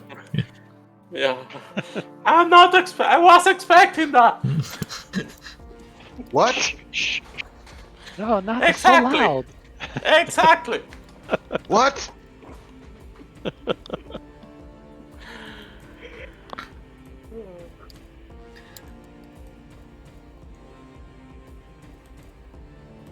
Good Are thing we that going our Myconaut friends are not here to see this. Oh, True. are we going to go through that now? What? Yes. Disappearing into the heavier obscurement, you find it hard to breathe within the still fresh smoke as hot, smoldering ground sizzles beneath your feet. So you're protected by your greaves and boots and maneuver onwards through the fog to the other side of the cavern. Right, come on, the Jim Jar Globagool. As you maneuver your way across, Eric is the first to spot this. On the wall written are abyssal lines, a song, a chant in a sort of written in a circular fashion in those awful abyssal runes.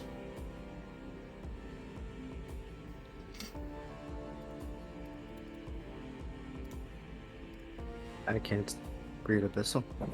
I was just looking at the writing on the wall. It's like, before they were just drawing pictures. Now they're becoming. Now they're writing. I don't like this. Is that there somebody who can read this? I don't think so, but I'll try to copy it if I can. Sure. Make note of the runes.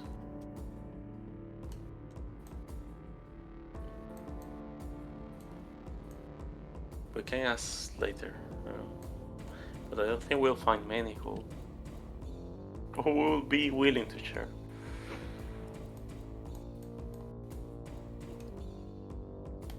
Alrighty then. As you guys maneuver around the corner,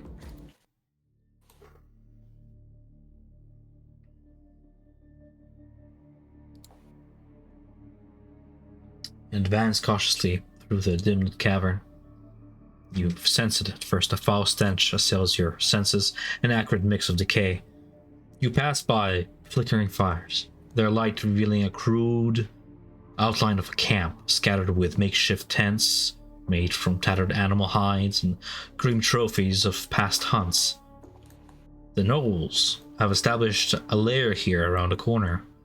You see rough-hewn wooden spikes are driven into the ground, marked with remnants of previous sacrifices, their skulls desiccated remains of beasts, all serving as a grotesque warning to any who might dare intrude. Scattered about are crude cooking pots, bubbling with unidentifiable gelatinous stew that bubbles and pops like a boiling cauldron of horror. You hear foul laughter echoing throughout the caverns as gnolls jeer and boast about their recent kills. You hear drums and the sound of screeching horns. Then a deep, rumbling growl reverberates through the cave, silencing the gnolls in an instant.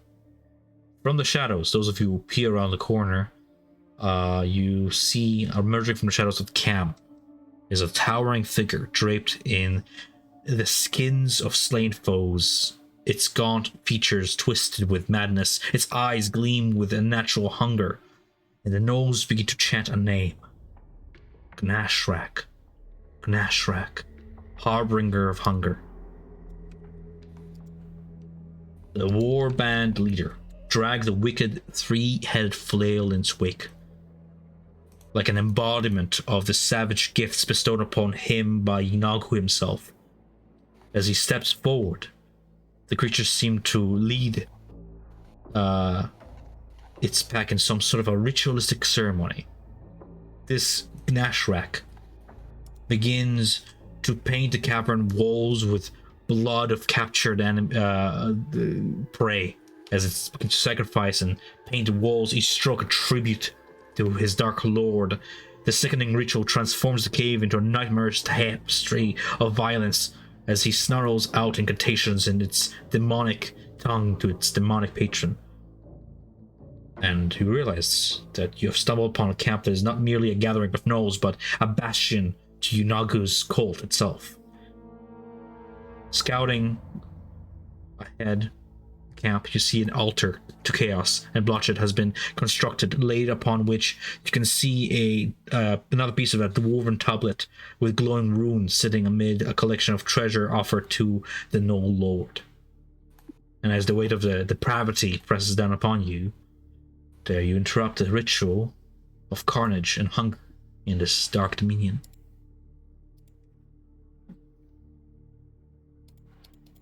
A choice that you guys will probably make come next session.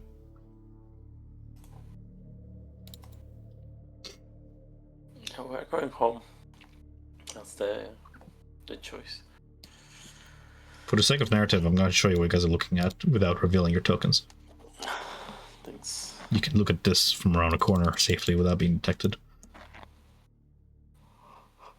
Do you recognize the scars of your spells and of your arrows upon one of the gnolls as it limps and reports to its leader in its language, speaking to it? But what you guys will do and how you guys will engage this, I guess we'll wait for Nick next session and we'll continue from there. It is one ugly creature. Always judging, aren't we, Gizmo? Always judging. Do we want a short rest, guys?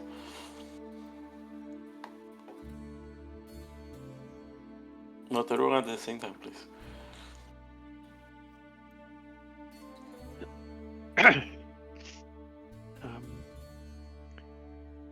I think since we're gonna decide that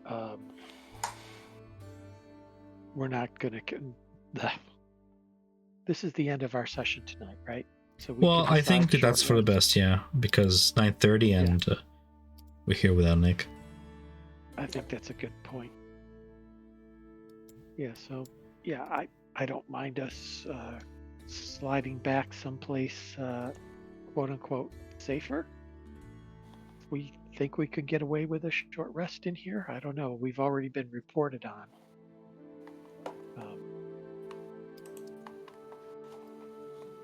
Rope trick. Well, this guy's in the middle of some kind of ritual. I don't have know a if we point can there. let it know. You have a good point on that. Yeah, if we take a short rest, it might give them enough time to complete whatever it is, and that might not be a good thing for us either. Yeah. It's true. They're probably trying to summon or bring over their archdemon lord. I say next section, Bazarak busts through this collapsed tunnel. You know. Oi guys, I was just constipated. I'm back though.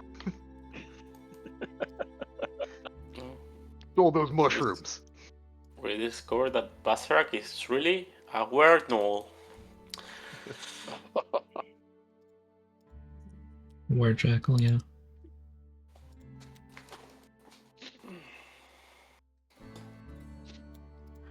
All right, cool. Well, thank you guys for the session tonight. I know we got started later, but this was a good time. I'm glad. I tried. I'm glad I actually managed to prep because I didn't have any time with school and whatnot, and work and personal events. My birthday being last week and all that, so I'm trying to merge everything together. And I'm glad I was able to prep something. I'm happy with how this turned out. Yeah, it's good. Cool. 1, 2, 3, 4, 5 pieces in one session. Not bad. Yeah. So, I imagine one is here and the other one has the beast that was running around this area. With the maybe, monstrosity. Who knows? Maybe one in the bottom of that pool. Yeah. You're a strong swimmer. Well, I'm glad that works. I was trying to make it look like water. Yeah, it looks like water. I was Yeah. I only have like a tiny doubt if it was or not. Mm-hmm. Is anyone having a harder time dragging your token now? It might be because there's so many gifts on the battlefield. They might be slowing down things. There's a lot being processed on this page. But, or maybe it's Roll20. Who knows? Not me, really. And maybe next session, I won't forget that we have Jim Jar in with us. Clubs. Because those are two very capable fighters. Jim Jar is amazing at stealth and infiltration, and Glabagul can block entire tunnels. Because he's size large, he can, like any medium-sized tunnel, he can just absolutely blockade it. Engulf and the gnolls anybody. have to go through him. Yeah, Mhm. there you go. Or he just charges forth in a 20-foot leap toward them and engulfs them all. I think it's every single creature he leaps through. It's engulfed up to 4 medium-sized creatures in him, so it's very useful as a thing. And with this motley crew, I usually give the control to one of the party members instead of control them on my own. So if anybody ever wants to volunteer and control NPCs at a party, feel free. Sure.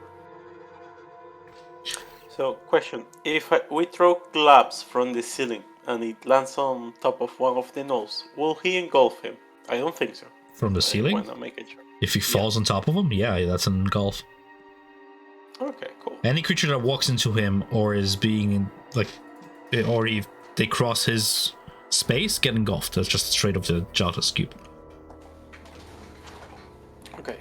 Yeah.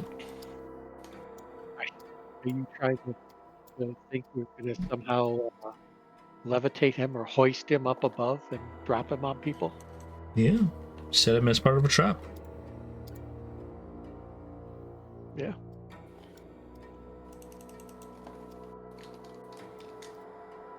How much does he weigh, do you think?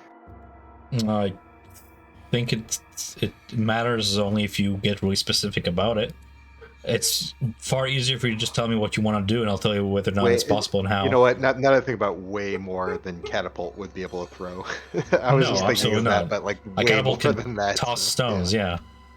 It's meant for boulders.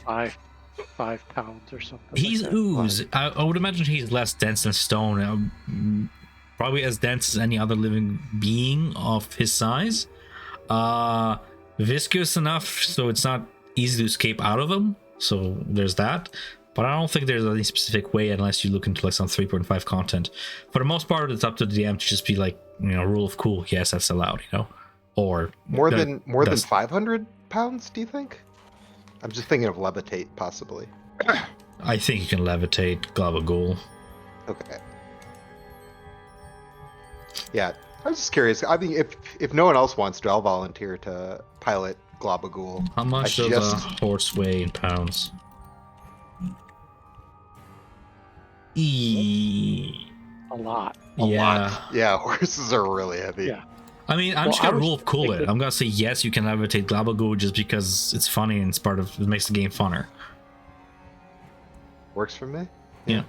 I actually just got done doing that questionnaire that you put out like 2 weeks ago, and I said that I was whenever we have downtime, I would telepathically like teach Glabagul about like the outer world and everything like that, since he's like a nascent intelligence, Feel free to do that stuff in session 2.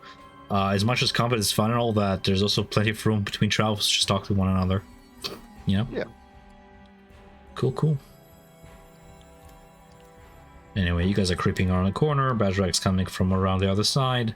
We'll pick up session from there. Sounds good. Cool. Oh, you were saying the rules from 2024.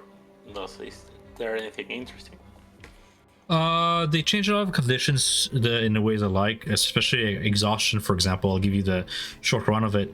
You know how currently exhaustion in 2014 rules rather, like there's a chance of you like getting your speed down to 0, right? And all that? Yeah. It's no longer like that in 2024. It's more like you get a stack of exhaustion. Times it by 2, that's how much you deduct out of rolls. That's how much you deduct out of saving throws, attack rolls, and skill checks, right? So 1 point is 2, 2 points is 4, and then if you times it by 5, that's how much feet of speed you lose. So at 1, you lose 5 speed. At exhaustion 2, you lose 10 speed. Exhaustion 3, you lose 15 speed. Essentially, you will never reach speed 0 until you die. Even at exhaustion 5, you can still crawl 5 feet, which is sort of clutch sometimes. I'm a big fan of that, and then they changed other things. They made me realize something about 2014 rules that I sort of knew, but I didn't really acknowledge. Did you know that merely being incapacitated, just incapacitated, does not affect your movement? It's just, How does that work? well, it's just because I didn't know that. Wait, what? incapacitated is often paired with other conditions like paralyzed or stunned or whatever that do impact your movement. But by itself, if you ever read incapacitation, it has nothing in it that says it affects your movement. So if you are ever affected by something that says you're incapacitated, you can't take actions, reactions, but you can still move. Huh, I didn't realize that either. And because of that, when you're stunned in 2024 rules, you can still move. Sleepwalking. You're just dazed, which daze was something they had in the Unearthed Arcana of 2024 rules, but then they removed it. Honestly, it's up to the DM to like ever, if need be, find a middle ground. It's just that if you read rules raw, it made me realize a few things that were like always raw. It would just sort of live with the notion of like, well, I stunned you, therefore you can't move. Yeah. But there's like a lot of good changes, a lot of good spell changes too. Healing got buffed a little bit, but I'm not sure whether that's like a good thing or not, because if they're buffing healing, that means the monsters might be tougher too. Yeah. Sort of thing. But like things like healing word got buffed to almost twice the amount of healing, 2d8 instead of 1, making it like a viable first level spell. There's a few other changes. For the most part though, it's pretty much the same. It's just that when you read the PHP now, it's like, I wish I had it when I was teaching my friends how to play D&D, because it's much more intuitive now to read. It's not like you have to look between chapters to get like a continuity. Everything is found in one chapter, and you can just go chapter by chapter now. It's nice. Yeah. I got to flip through it for the first time. I bought it for my brother, and it's a way bigger book than I was thinking it was going to be. Like, it's a thick book. Yeah.